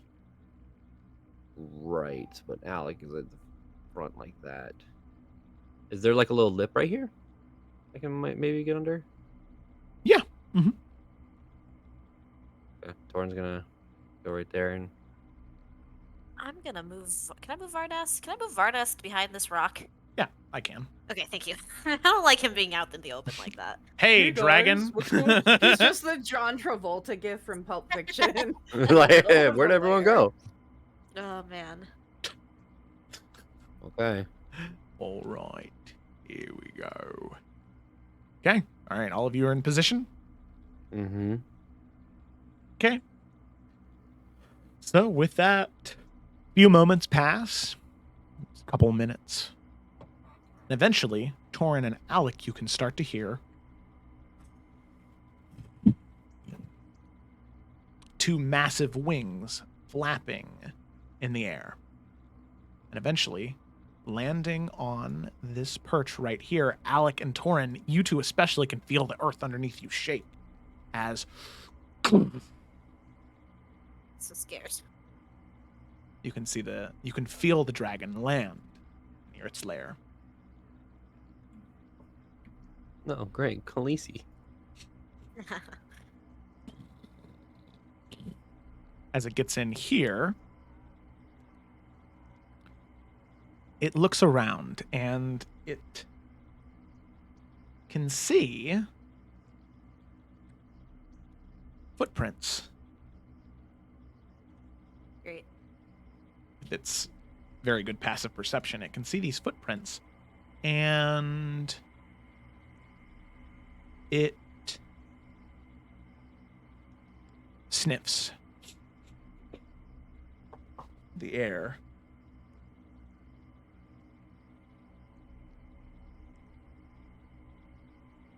And is going to walk this way.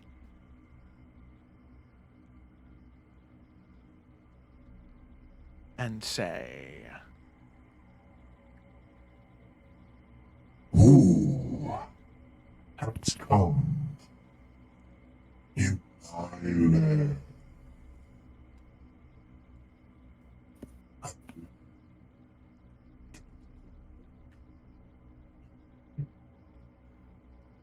and is going to immediately lunge this way and look around the wall, flicking its head right in front of you, Torin.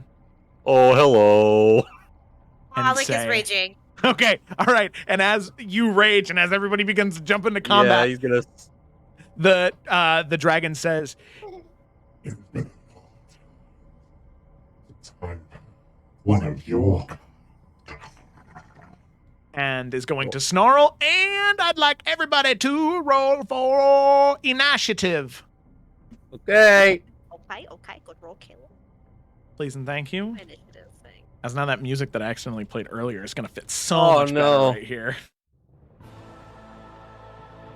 There we go. Twin. I got a 6.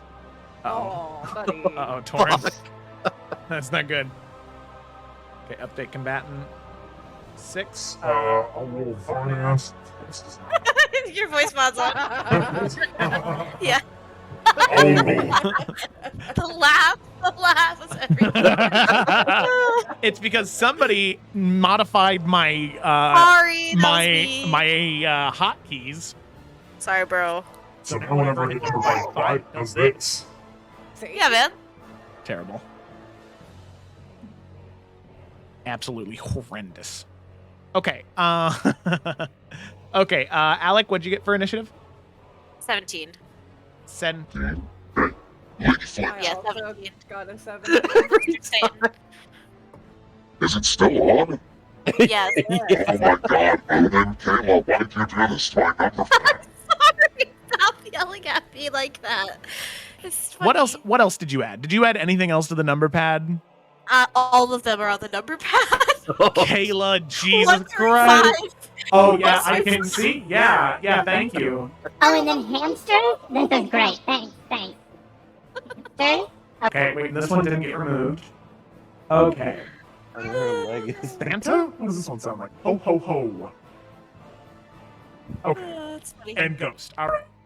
Do you not have a? Do you not have a numpad? I did it on the numpad. Oh, what about the numbers up top? No, they were set to the numpad. But that's what I use to type in numbers because it's best that way. Yeah, true. All right. Oh, funny. Morning Light is not here. Ovend, 19. 19. Okay. And then I got Varnast is a 3 on the roll. Plus 0. Yes. Plus 0. He's plus 0 to his initiative? Yeah, he's not a Dexy boy. Yeah. Oh, wow. 3. Varnast. Alrighty. So, with that, starting at the 20 of the initiative as we begin combat here, we actually start with a lair action. Checks out. Yep. As the dragon is going to look around, now starting to see a few more not so nice faces, is going to choose to do what here though? Not hit little old Torin. Oh no, it has plans for you and Alec. 60 foot. Actually, you know, actually, you know what?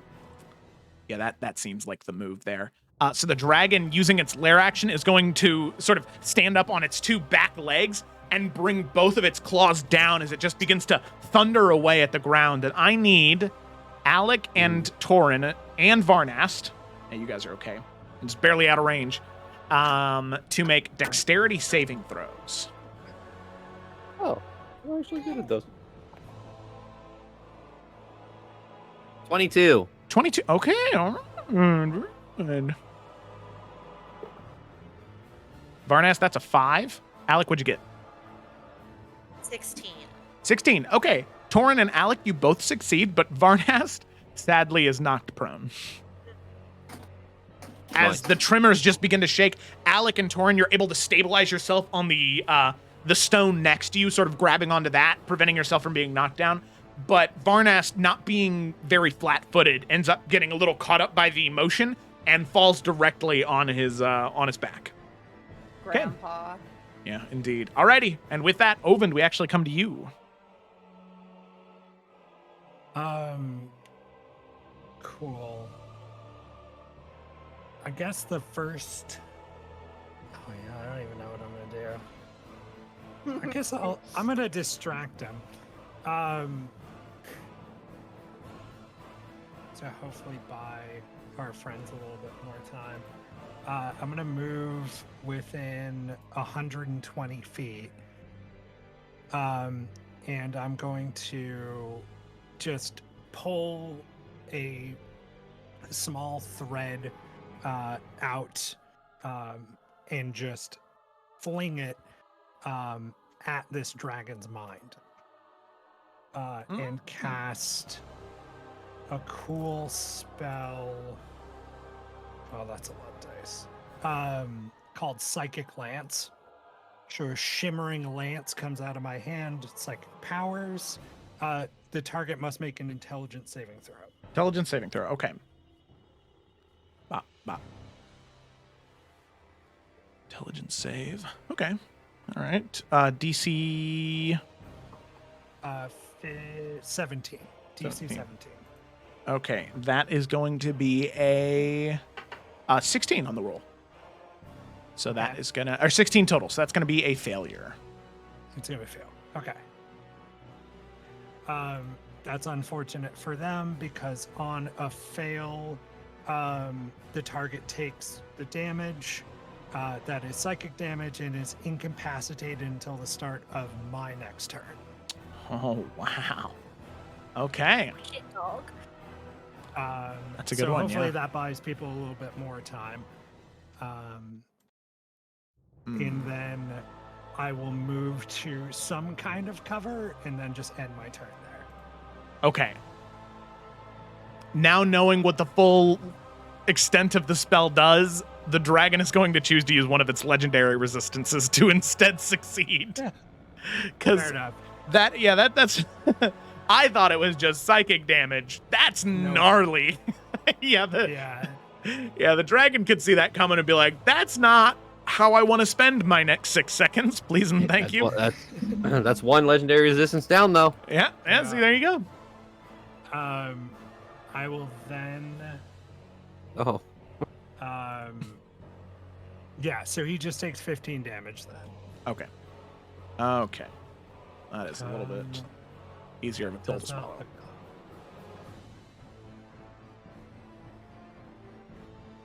Yeah, we're good. Cool. I'll pass turn. Okay. So then that actually leads us to the dragon's turn. So on their turn, they got these two little snacks in front of them.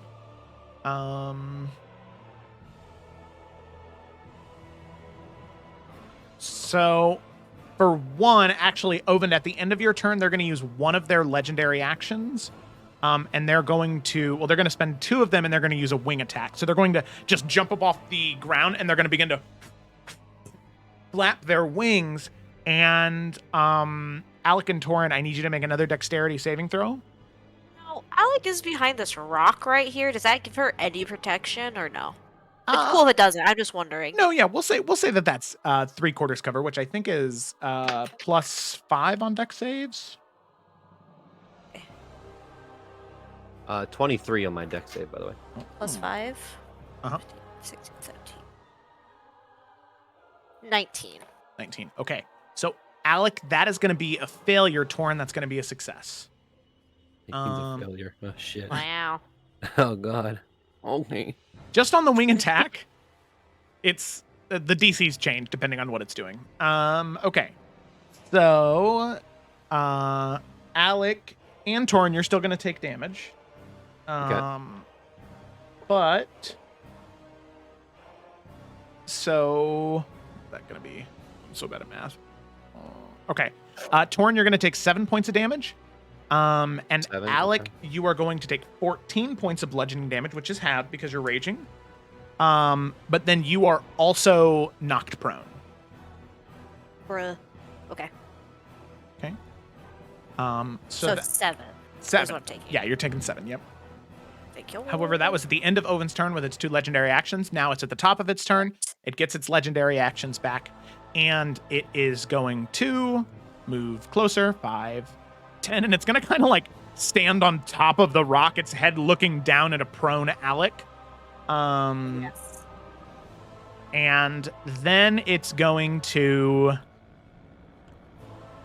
Yeah.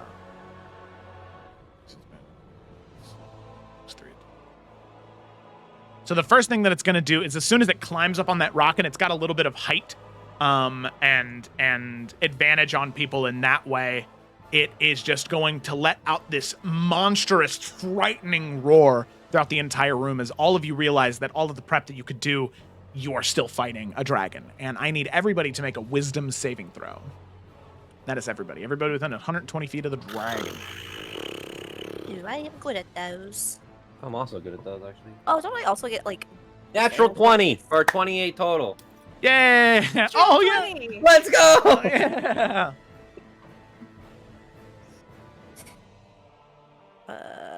Bella, we both got natural 20s, Bella. 17. No place for a child.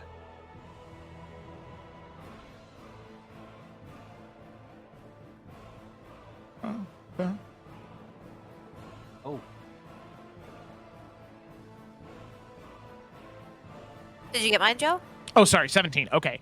Ovend, he just said BRB. Varnast, wisdom saving throw. Oh, Varnast, he's the best at these. Plus 9. Why am I so bad at math? Okay, that's an 18. Okay, 9 plus 9. Got it.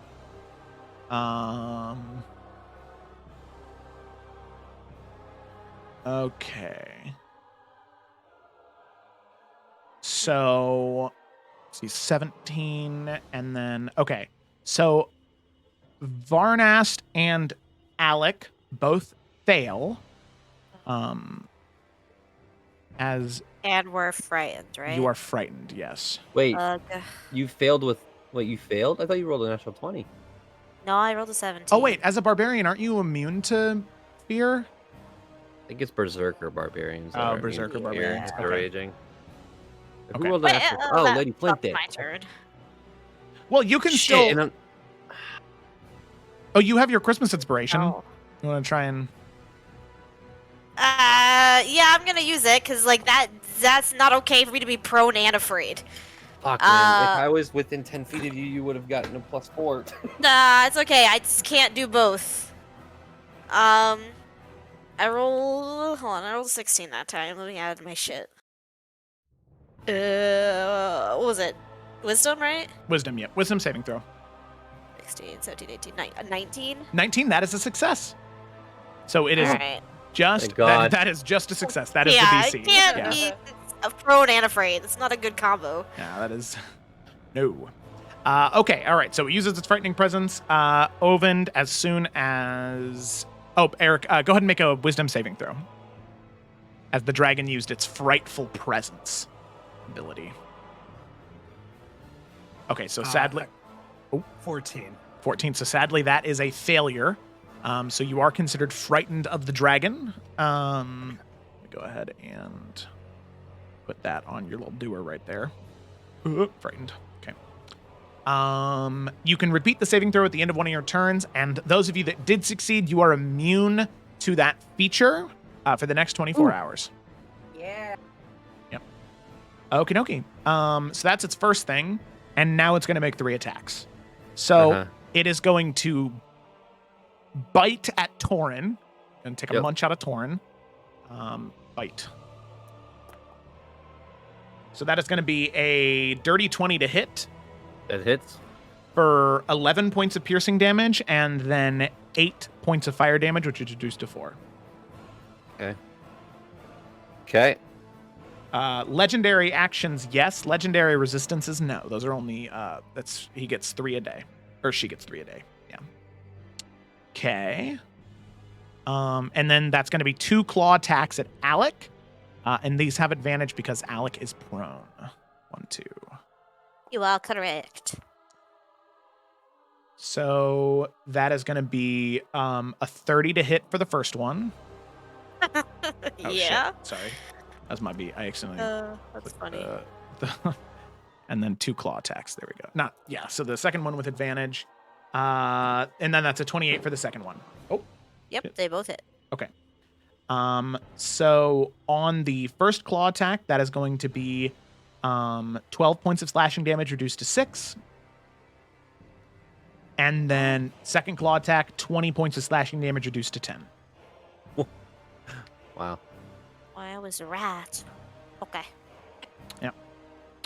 And then at the end of its turn, before we go to Lady Flint, it is going to use one of its legendary actions. Oh, wait a second. That's at the end of another creature's turn. Okay, so then we go to Lady Flint, as that ends the dragon's turn. I'm gonna run / fly down to that little perch. Nice. I'm going to pull this little, what kind of looks like a metal egg out of my bag and throw it into the air. And the egg opens up and this clockwork phoenix comes out of it.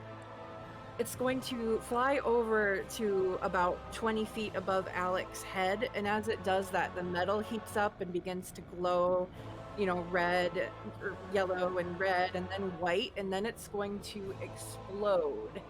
And it's going to make this phoenix song as it dies. But instead of metal flying anywhere, it's like this sort of glowing potion.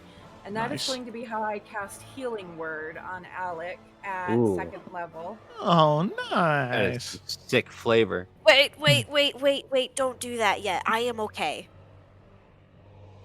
Like, I have all that temporary hit points. Like, it's so badass and I love it, but I don't know what's gonna happen and I'm nervous and I would rather you save that for when it's critical. All Well- right. It was just a bonus action anyway. As my action, Lemonade has explosive ammo, which would mean anybody within 10 feet has to make a dex save. But considering this is such a big creature, can I shoot at its ass or something? And Oh, not yeah. affect Torin and Alec? Yeah, no, for sure. Like, you could shoot it, Okay. like, in the, left wing, and then it wouldn't hit Torin or Alec at all.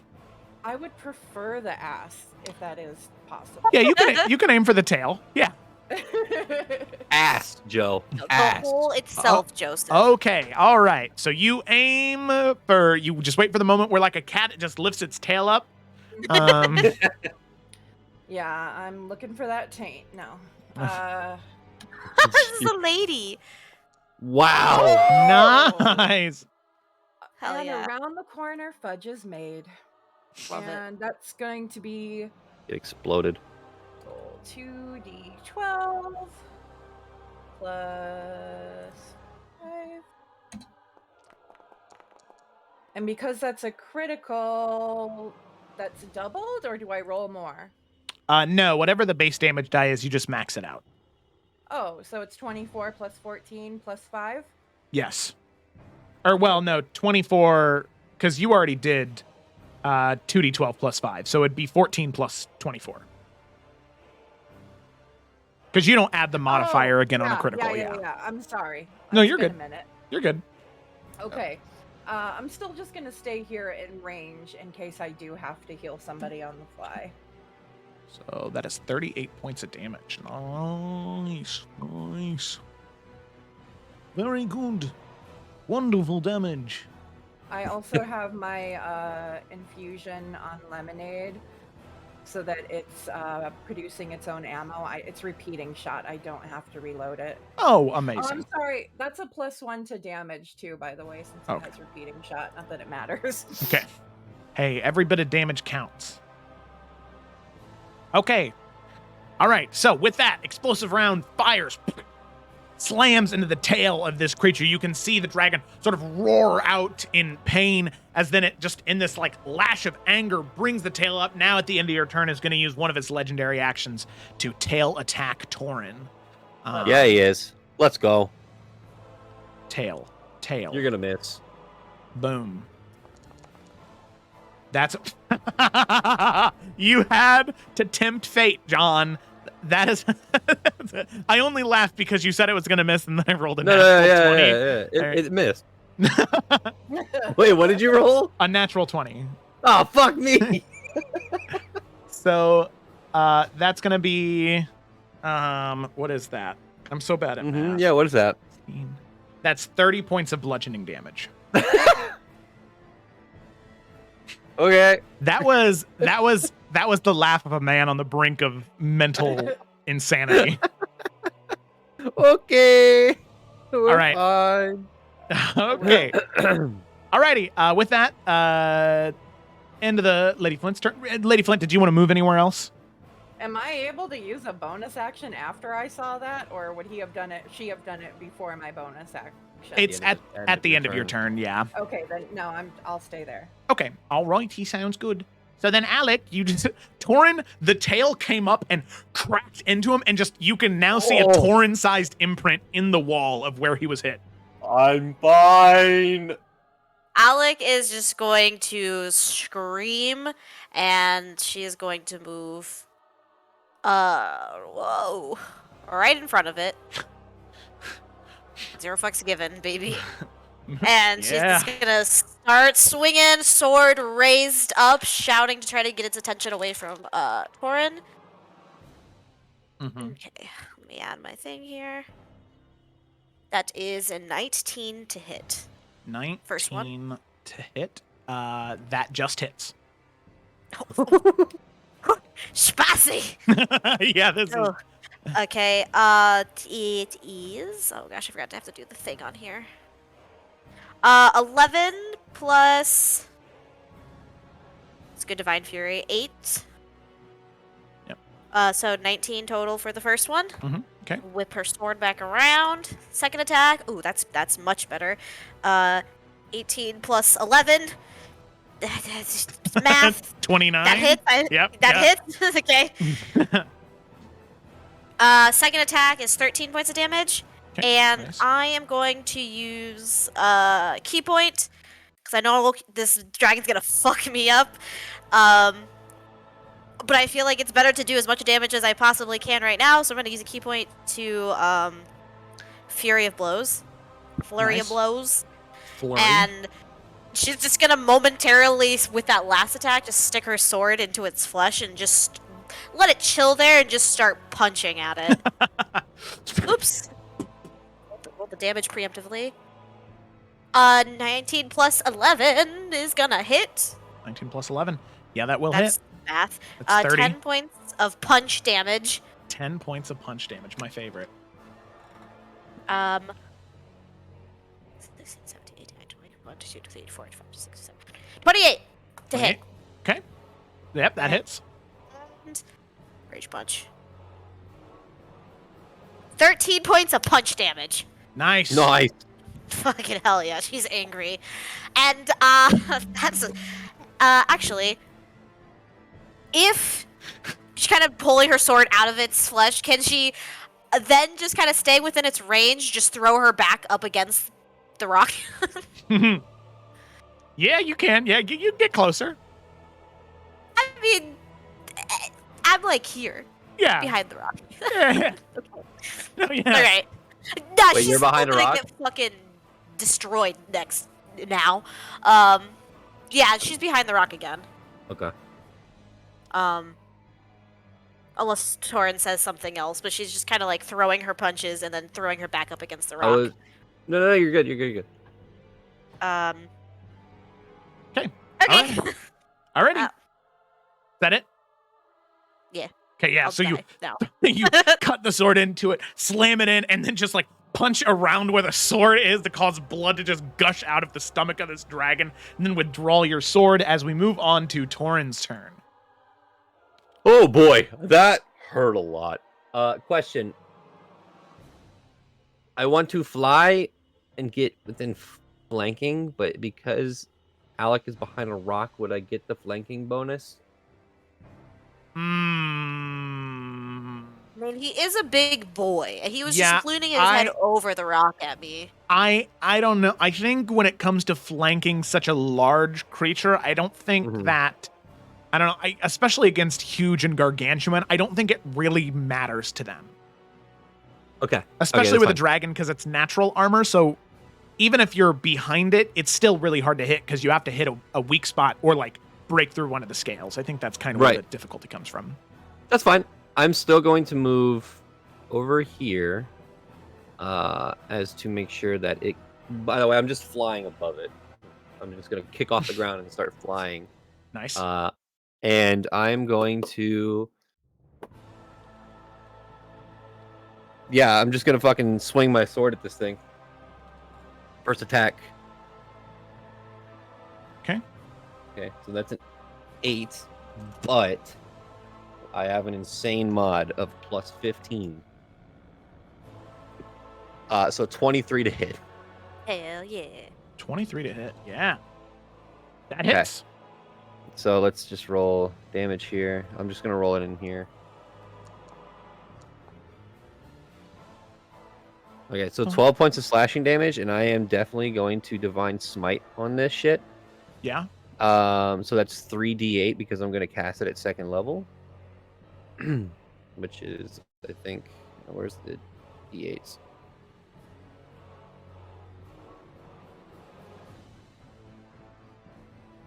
So that's 12 plus 19, so that's so it's 12 slashing damage and then 19 radiant damage. Okay.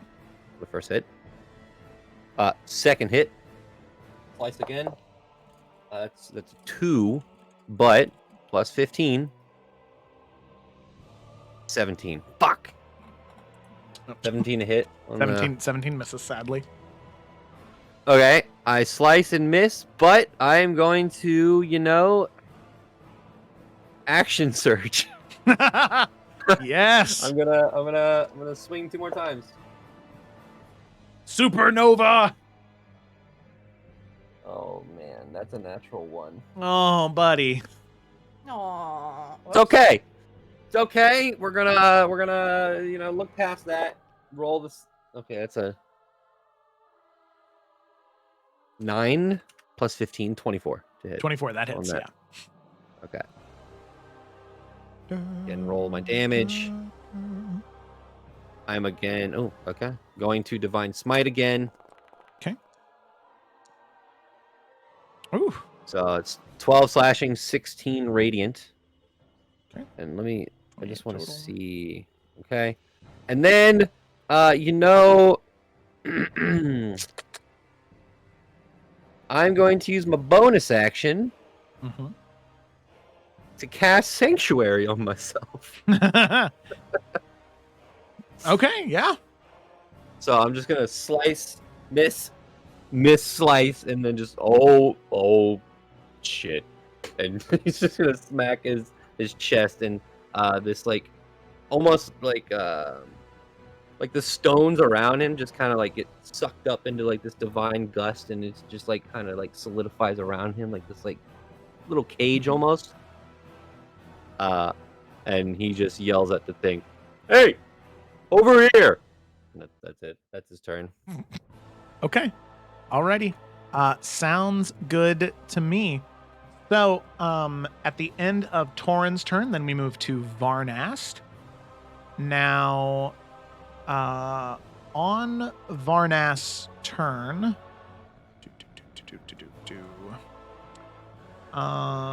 sorry, I'm just trying to find something here. Where's that? So, as we get to Varnast's turn, Varnast is going to, at 5th level, cast Call Lightning. So he's going to summon this. Wait a second here. He's going to summon this. So for one, he's going to stand up because that's a great idea. Ugh. He's going to stand, he's going to peek out from behind the rock, and he's going to summon the storm cloud around the dragon. And there is going to be a bolt of lightning that shoots down from said storm cloud. And that is going to be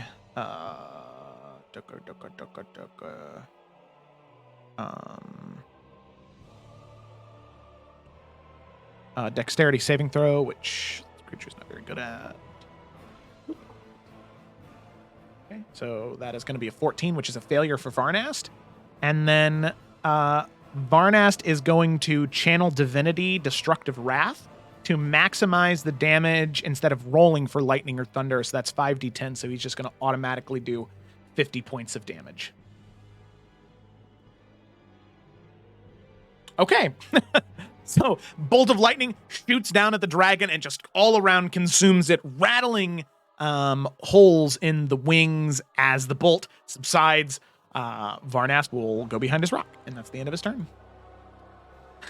I've had Varnast for long enough as a character. Yeah.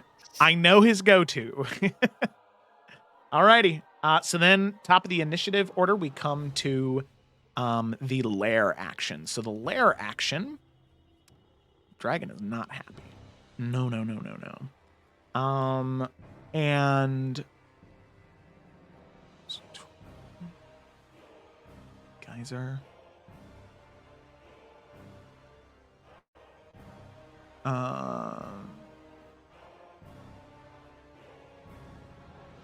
How large is this thing again? Radius.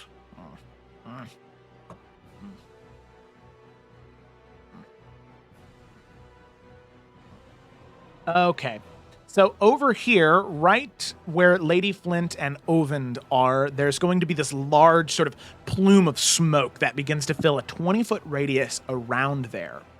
The area is lightly obscured, but it is sulfuric. So at the start of your turn, Lady Flint, and at Ovend's, you'll need to make Constitution saving throws. Okay. That is going to be the lair action. Then we come to Ovend. What did he say? Action hide after bonus action healing word on. Oh, you're here, Eric. Hi. I'm still here. Yeah. Okay. I'm going to stick around for a few more minutes. Okay. Constitution saving throw first. 13, so it's probably a fail. 13. Oh. Yeah, that is going to be a failure. Cool. So here's, oh God, I feel like such an ass. You hung around for this to happen. Wait, he's within 30 feet of me. I'm going to have a flash of genius. Wait, can I see him? Probably not. Oh, lightly because obscured. Yeah. Okay. Never mind then. If I can't see him, I can't do it. Yeah, let me double check. Lightly obscured area. Creatures have disadvantage on perception. I'll say go ahead and make a perception check. You know where he was, and we'll see if through the lightly obscured you might be able to see him. Dirty 20. Dirty 20. Yeah, I'd say you could see him. Just barely. You sort of get flashes of like that sort of like dull teal green blue of his skin and his clothes. Didn't you say at disadvantage for perception checks? Oh. Oh, yeah. Yeah. Sorry. It's okay. Just keeping it on. Oh, no, the 26.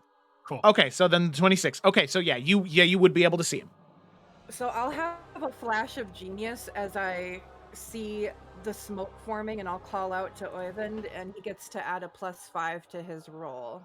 Plus 18. 18. That is a success. So, Oyvind, you can feel that sulfuric smoke begin to like cloud your mind and vision. And as you quickly throw your arm over your your elbow, covering up your nose and mouth, you feel like if you would have kept breathing that and not been careful enough, not only would you have been poisoned, but you also would have been incapacitated.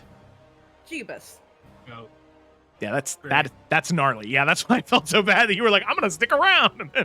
Oh. Okay, but no, you're fine now. Cool. I'm gonna run out of this fog area then. Yeah, there you go. And then, so can I make attacks or aggressive actions towards the dragon if I'm afraid of it? You can. Any attacks against it have disadvantage, but that I believe is the only big thing. Yeah. You can't move closer to it, but Yeah. Well, let's make it burn another resistance then. I'm gonna cast Synaptic Static on the dragon. Okay. All right. What type of saving throw is that? Oh, wow. Intelligence. Oh. Intelligence. Okay. There's no bonuses to that. So that's going to be a 15 on the save. It's a fail. And it's going to choose to succeed because I'm sure that since it's an L intelligence save, it'd probably do something funky to him. Yeah. It will. So Oh, yeah. Okay. yeah, a creature with an intelligence of 2 or lower is affected. Half as much on a success, so they just take That. not a whole lot, but half of 23 on that. So at 12.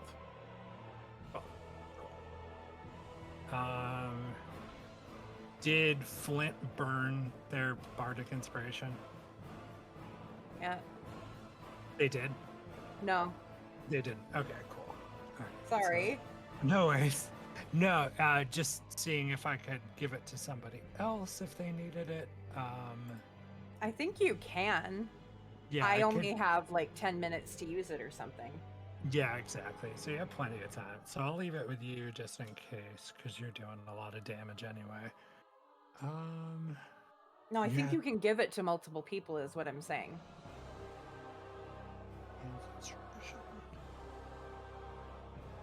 Yeah. Yeah, it doesn't say you can't. So I'm going to give it to Alec because they're within line of sight. No, you're good. So yeah, bardic inspiration to Alec, and then I'm gonna re-roll my wisdom save against the fear. Yep. At the end of your turn.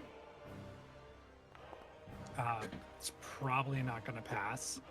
No, that's yeah. You're still afraid. Oh, Shaking in his boots. yeah. Absolutely terrified. And then I'm going to I'm gonna end my turn there. Okay. Alrighty. At the end of your turn, Ovind, using his last 2 legendary actions, Dragon is going to go ahead and make another wing attack. So I need Torin and Alec to both make dexterity saving throws. He needs to make a wisdom save on me. I think is Sanctuary with AoE attacks as well, or is that just When a creature with an attack or a harmful spell must first make a wisdom saving throw. Is it an attack? Baby. Yeah. I just think then it's because it fails on you, but then it could just be targeted at Alec, but it's an AoE around it. Ooh, that's weird. I don't know. Let me. That is a weird. Yeah. That's... You ward a creature Just DM call. until the spell ends. Any creature who targets the warded creature with an attack or harmful spell, if awarded, the spell doesn't protect from area of effect attacks such as explosion of a fireball. So yeah. Oh, Yeah. I'm so sorry. No, you're I good. didn't You're read good. Further. Dex check? Dex check. Oh, Yep. yeah, Dex dex save? check Okay, or save? Dex save. Dex save. Okay. Save. Alec, you are not within 10 feet of me. That You guys are. No. 19. I roll very well though. 19 total. 19. 13, 14, 15. I rolled a 15, but I'm gonna use my inspiration because I feel like a 15 is not gonna save me. Was it +6, right? Or a Plu- D6? D10. Oh shit, that's even better. Okay, where's my D10? Is this a D10? I feel like I never use a D10. It's the one that looks like a top. Yeah, okay. Oh, an 8? plus, what did I say? 12? 15. I said 15. 15 plus 8. 23? 23. 23. Alec, you save. Torin, you fail. Oh, that's unfortunate for Yeah. me. So let's see. Alec, you are gonna take. Oh god, yours is weird because you're also raging. So you're gonna take 15 points of damage, reduced to 8 points of damage, Alec. I take 15. And then you take 15. Yep. And Torin, Thank you, sir. Another, please. you're also knocked prone. Oh, I'm flying. Shit. So wait, are you? How high up in the air are you? I Or was would you high have- enough to be at the height of the head of the dragon, so however tall that is. I guess like 15 feet. Then. Yeah, so I'm gonna take bludgeoning damage as Yep. I fall. So when the wings flap, you are just knocked down onto the ground. Oh man, this sucks. Which is just one more d6 bludgeoning. That's 2 extra bludgeoning damage. I hope you can handle that. Woo! Well, I'm getting close. Okay. So knocked prone. With that, the dragon is going to. I need to make a concentration check Oh, because yeah. sanctuary is constant. Wait. I might be dumb. Concentration. Nope. Sanctuary is not concentration. I'm good. All right. And with that, the dragon is going to fly up into the air now that it gets to its turn, and is going to fly right here in front of Torin. Alec, you do get an attack of opportunity. Take it. Do I get an attack of opportunity? No, it's just flying around you at this point. Well, I do not get an attack of opportunity because I rolled a natural 1. Oh no. And, like, know how that's that not be. going to be enough to hit there, so sorry. I tried, Torin. It's okay. Okay. See you in the afterlife. No, I'm coming. I come after you. And with that, you can see as it lands there in front of you, Torin, you Mhm. anticipate it to bite you, but it Oh no. does not. Shit. No, Instead, it's going to reel its head back. You can see flame Single begin to target? bellow within, and it is sanctuary, baby. it is going to, in a 60-foot cone. Sanctuary works on this. I think. No, No, it it's- doesn't. no, No, it's- it's an it's- area of it's- effect. So it is going to hit Torin, Alec. I'm behind a rock. You do, yeah, you are, and Varnest is as well, and also Lady Flint, as all of you are within the range of a 60-foot cone. Oven, They have- Wait, sorry. What are we doing? Dex? yeah, dex saving throw. Okay. Jeez, okay. What kind of cover do you guys have? 3 quarters. 'Cause So yeah, that increases your save, doesn't it? yeah, by +5. 13, 14, 16, 17, Man. Natural 20. Oh my goodness! Woo! 20, 22. 22. Okay. 18? 18. Oh, Torin. No, is that a fail? That is a It's fail. okay, I get half damage on this because I'm fire resistant. You do. Let me roll Varnas real quick, just for funsies. I have a feeling this is going to fail, even though he has +5.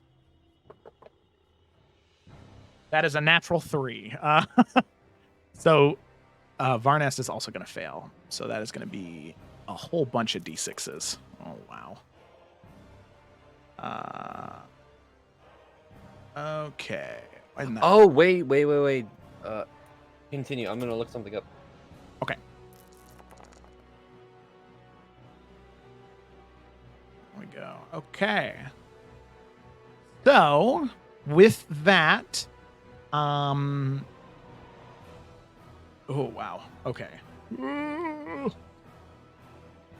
So, okay, almost everybody's taking half damage. So Varnast is going to be the person who takes the most damage since he has no Wait a second, doesn't he have that plate armor? Mordekash, did he ever change the elemental attunement? I'm sure he would have. Well, I don't think he would've. ever changed it from fire, because that's what Mordekash had it set to. Yeah, I'm sure it would be set to fire right now. So then everybody has resistance. So that's great. Haha, fuck you, red dragon. So with I'd that, say. everybody except for Lady Flint is going to take 31 points of fire damage. And Lady Flint, you'll go ahead and take 16 points of fire damage. Wait, I'm sorry. Can you say that again? We all took 31 points of fire damage. Yeah. Oh, Except wow. for me, because I'm fiery. Wait, you rolled 62? Yeah. Oh my Jesus. 18d6. Ha! Yeah. I love 31. dragons. They're so sick. Yeah. Varnast, he's looking pretty rough. He's at 118 hit points. Oh, poor Oh, baby. oh, good. I'm looking pretty rough. I'm at 40. Oh, and he needs to make a constitution or concentration check. That's right. I forgot about that. For storm or a storm cloud, storm shooty lightning bolt guy. Can he Um, even succeed? Can what? Can he Yeah, he succeed? took. He has plate armor that he got from the abyss that is giving him resistance to fire damage. Oh, okay. So he only half. took 31. Yeah. So Yeah. it's a DC 15 con save, but he has advantage on it because he has Warcaster. So that's +4. The first one is 19, 23, so he succeeds. Maintains concentration. All right. Look at that. Look at that. Okay, cool. Mm-hmm. So that with that, it gets to the end of its turn. That was its turn. And we move to Lady Flint. Okay. Gonna use my movement to fly down here. Okay. I'm going to use one of my little healing word phoenixes on Torin at. Thank you. Yeah, I'm gonna do a 3rd level because he's pretty fucked up. Thank you. So roll 3d4 plus 5. And because I am rolling healing damage, I get to add a +5 to it. I'm sorry this is taking so long. No, you're Okay, good. so It really hasn't taken almost any time at all. And okay, I'm sorry. Ah, shit. you forgot the slash. Yeah, I did. Slash. Gotta make sure you get the slash. Ooh, Oh, 15? that's garbage. What do you mean? I rolled 2 ones for a 3rd level spell. That's garbage. And as an action, I am going to cast Blink on myself. Blink. Wait, no, I can't because I just used the 3rd level. Never mind. I'm gonna shoot it. Yay! Yeah. Guns in Dungeons and Dragons. Yay! Dungeons and Dragons. Oh, You yeah. said I Oh, no, yeah. Guns are such a thing in my world. It's all good. could. That wasn't sarcastic at all. That was me very Oh, excited okay. about firearms in the fantasy world. Okay. Because fantasy guns are cool as shit. That's a 25 to hit. That'll do it. Roll 2d12 plus 5. Ooh, 22 points of damage. Nice.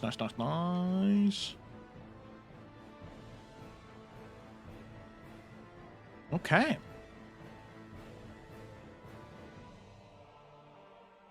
Alrighty. Anything else? I would like. I don't know if this is going to create extra work for you, but I would like to call Tequila to start making his way in here. Okay. Sorry, I don't know. Is it like a teleport thing, or is it a? No, he's flying. He has a fly speed of 30 feet. Okay, so you guys are about 10 minutes away. If you would have left Tequila with Doglin, they were about 10 minutes away from the cave. Oh, I wouldn't have done that then because I need him to be close. Oh, yeah, I said I was going to do that, so never mind. Tequila's staying out. Okay. All right. It's not a big deal if you just wanted to leave him with somebody else or, you know. Well, I had said that I'd leave him in case we need to summon Doglin, so I will leave him out. Okay. All right. Sounds good. Sores. Sorry. Why are you sore? I always am. It's me. I'm done. I'm at the end of my turn. Okay. Alrighty. Alec, with that, we come to, well, at the end of your turn, Lady Flint, while Torin is still prone. Shit. Oh, God, fireworks. Do it. Jeez, I forgot about that. Yeah, the dragon's going to make a tail attack against you, Torin, but this is going to be with advantage because you are prone in front of Well, it. he's got to make a wisdom saving throw this time. That's to the right. sanctuary. That's right. Wisdom saving throw. Uh-huh. Ooh, okay. DC 17. That is a 17 plus 7. Well, fuck. Yeah. Oh, sorry. Well, the tail's coming through. Okay. So, tail, that's going to be a 28 to hit for 17 points of bludgeoning damage. Are you sure about that? Yes. Okay. I just thought I'd ask. Should I not be? No, it's fine. Okay, all right. No, I'm not down. No, I'm good. I'm fine. Okay. Alrighty. With that, Torn, it's your turn. Or no shit. No, Alec, it's your turn. It's your turn, No, it's Alec. Alec's turn. It's Alec's turn. Alec is going to. Yeah. Can Alec pick up Torin and like she wants to replace where he's at with where she's at? Like, pick him up and put her behind him. Sure. Yeah, you can do that. Okay. Sorry, I'm standing on top of you. So can I lift him up though, so he's standing? Ooh, that? Or would that like be an action? To help somebody up, yeah, I'd probably say that's an action because Torn's big. Okay. All right. Well, I'll just put myself in front of Torin. Okay. His turn is next. Okay. Yeah. She'll just kind of just not shoulder check, just literally step over his poor body and put herself between him and the dragon. Oh, hey, Alec. Just stay right there. And 16. 28 to hit. 28 to hit, that hits. Yes. Okay, so swing your sword, that's 14 damage on the first one, plus your Divine Fury. Oh my, those Fucking fireworks are intense. It's not even 14 midnight plus- yet. I know, 14 plus 8. 8 being the radiant damage, and then her second. Oh! Okay, I threw my dice across the room. Fuck. Oh god, 1 second.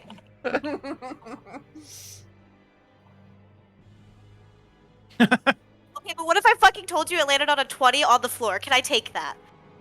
Sure. Yeah! Okay. Oh, that's fucking awesome. Okay. How do I roll? Where is my rolling at? Okay, so how do I do... So I rolled an 11. Max out? You max out the damage die. It's been Okay, a while. 12. Been a while. At 22 points of damage. 22 points of damage. Very good. And then I am going to be smart. And I'm gonna be fine. you sure? I should be. Alec is going to you spend a key point and not do flurry of blows, but instead, because I'm standing right in front of a dragon, so I'm gonna get fucked up. I'm going to take patient defense. Nice. Okay. Good Nice. call. Good call. Yeah. And still position herself in front of Torin until he can get up. And that's my turn. Okay. Alrighty. Sounds good. So then with that, we move to Torin. Okay. So I forgot about this last time, Joe. The thing that the LS gave me with the +2 to damage and attacks. I didn't add the +2 on my other 2 attacks, but just for future reference, I have +2 on my damage as well.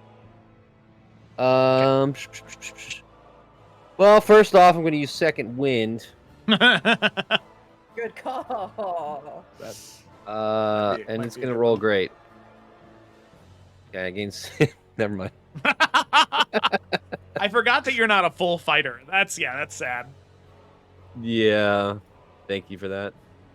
I'm going to run over here. You're I'm going to get welcome. up from being prone. Yeah, let me remove the icon. Yeah. And I'm going to...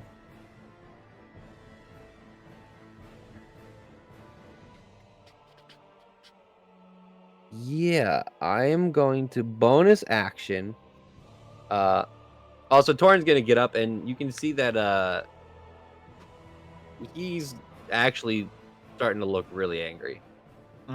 He's gonna get up and run over to the dragon, and without saying anything, he's gonna look at Alec and be like, "Thanks," and he's gonna grab his sword, and like lightning is gonna start shooting out of his hands and up the blade. As I'm gonna bonus action cast Thunderous Smite on my weapon. Nice. And I'm going to take 2 attacks at this guy. Nice. Varnas nods They- approvingly.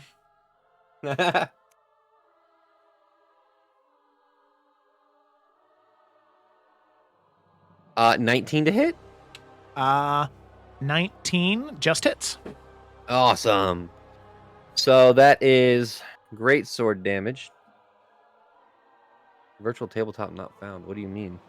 We love a good great sword damage. My virtual tabletop thing crashed, but it said I did 12 slashing damage. Okay, sounds good. Um, I believe you. so that's 12 plus 2, so 14 total, and then Thunderous Smite damage, which is 2d6, which is 5. It's not rolling. Interesting. Oh yeah, that's weird. That's 5 lightning damage, and on top of that hit, I'm going to use a first level spell slot for Divine Smite. Nice. So that's 2d6, I believe, 2d8. Or not roll 20. Ooh, okay. That's 11 points of radiant damage. Nice. Very good. Very good. Second attack. Great. Fucking 25 to hit. That hits. Yup. And then that's going to be. I wonder why it's not letting me roll the damage. Found.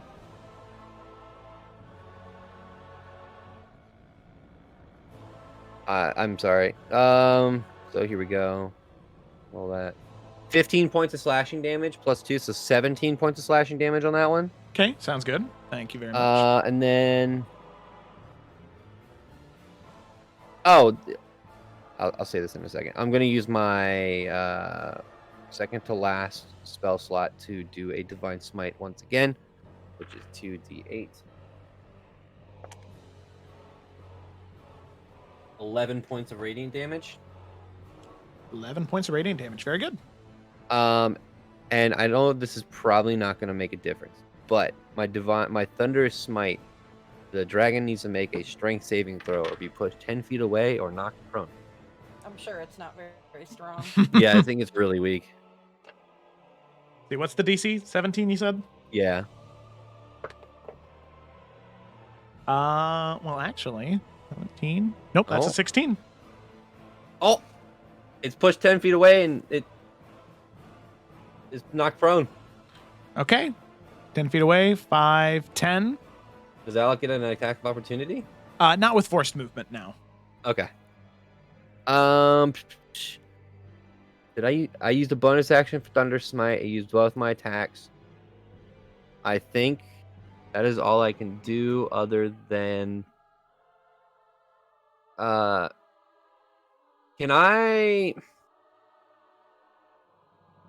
like grab Alec and like pull us both over here using like half my movement or something? Yeah, you could. Mm-hmm. I'm gonna look over at Alec and be like, Alec, come here, and just like try to grab for her hand, and hopefully Yeah, she grabs it. Yeah, she will absolutely. All right, I'm gonna drag you over here behind the rock, so you would Heck be yeah, like man. right there. Oh wait. Yeah. Yeah. Okay. Yeah. Look at that. Okay, that's my turn. Okay. Alrighty. Torin, that is the end of your turn. Then we come to Varnast. Okay. So Varnast is going to sort of squint for a moment and sort of turn around, and coming from this southern direction at the very, very bottom of the map, right where Ovend is, right around that same place where that fog is just now beginning to disperse. Oh, shoot, I should have remembered that, but Lady Finland, we never made a con saving throw I can for do you. it now. Well, it's not a big deal now because you already took your turn and everything, but that's okay. That's just something we'll remember for next time. I should have put the thing on the map. Okay, we'll look at that. You succeeded anyway, so it doesn't matter. There you Okay. go. Okay, so then Varnast notices coming out from over here, he can see, and he's the first person to catch it, but he can see Doggelin running this direction, Asa running this direction, and as well as that, Tequila with them, and Minerva. Oh god, not Minerva. Oh fuck. And she is like running, bow in hand. She like knocks a few arrows and like shoots them back towards her. And she yells towards the rest of you. You have company. That is company. Cultist. Not cultist. I don't know why I said that. Oh fuck. The road people. Okay. Bandit. All right. Yeah. The bandit people? Yeah, that's the word. Sorry. So she runs in and she like runs around the corner over here, and you can hear the footsteps of maybe 5 or 6 people running down after them, making different shouts. And the combination of those. There were like 3 spellcasters and 4 or 5 more martial people. And as you see all of them enter, as we get to Varnast's turn, that's where we're going to go ahead and end tonight's session. I always hate to end in the middle of combat. I don't think I've ever had to do that before, but this is a situation where You did when we fought the Displacer Beast and all the gith whatevers. Yeah, the gith. Yeah. Gith. That was a long, large fight, so that it makes sense. So you've had to do it before. Yes. Yeah, it's True. It's easier virtually than it is in person. Guys. And you've got to like take pictures of the map. Yeah. Guys, we get to kill a dragon and get our food and water back. Hell yeah, It's a man. win-win This is situation. yeah. Alrighty. Well, thank you so much for watching, everybody. I hope that you enjoyed. We will be back next Friday with the rest of the ye old dragon fight with some new little bandity boys involved. In the meantime, thanks for watching, and we'll see you tomorrow for the Isles of Avarion. Farewell, everybody. Bye. Bye.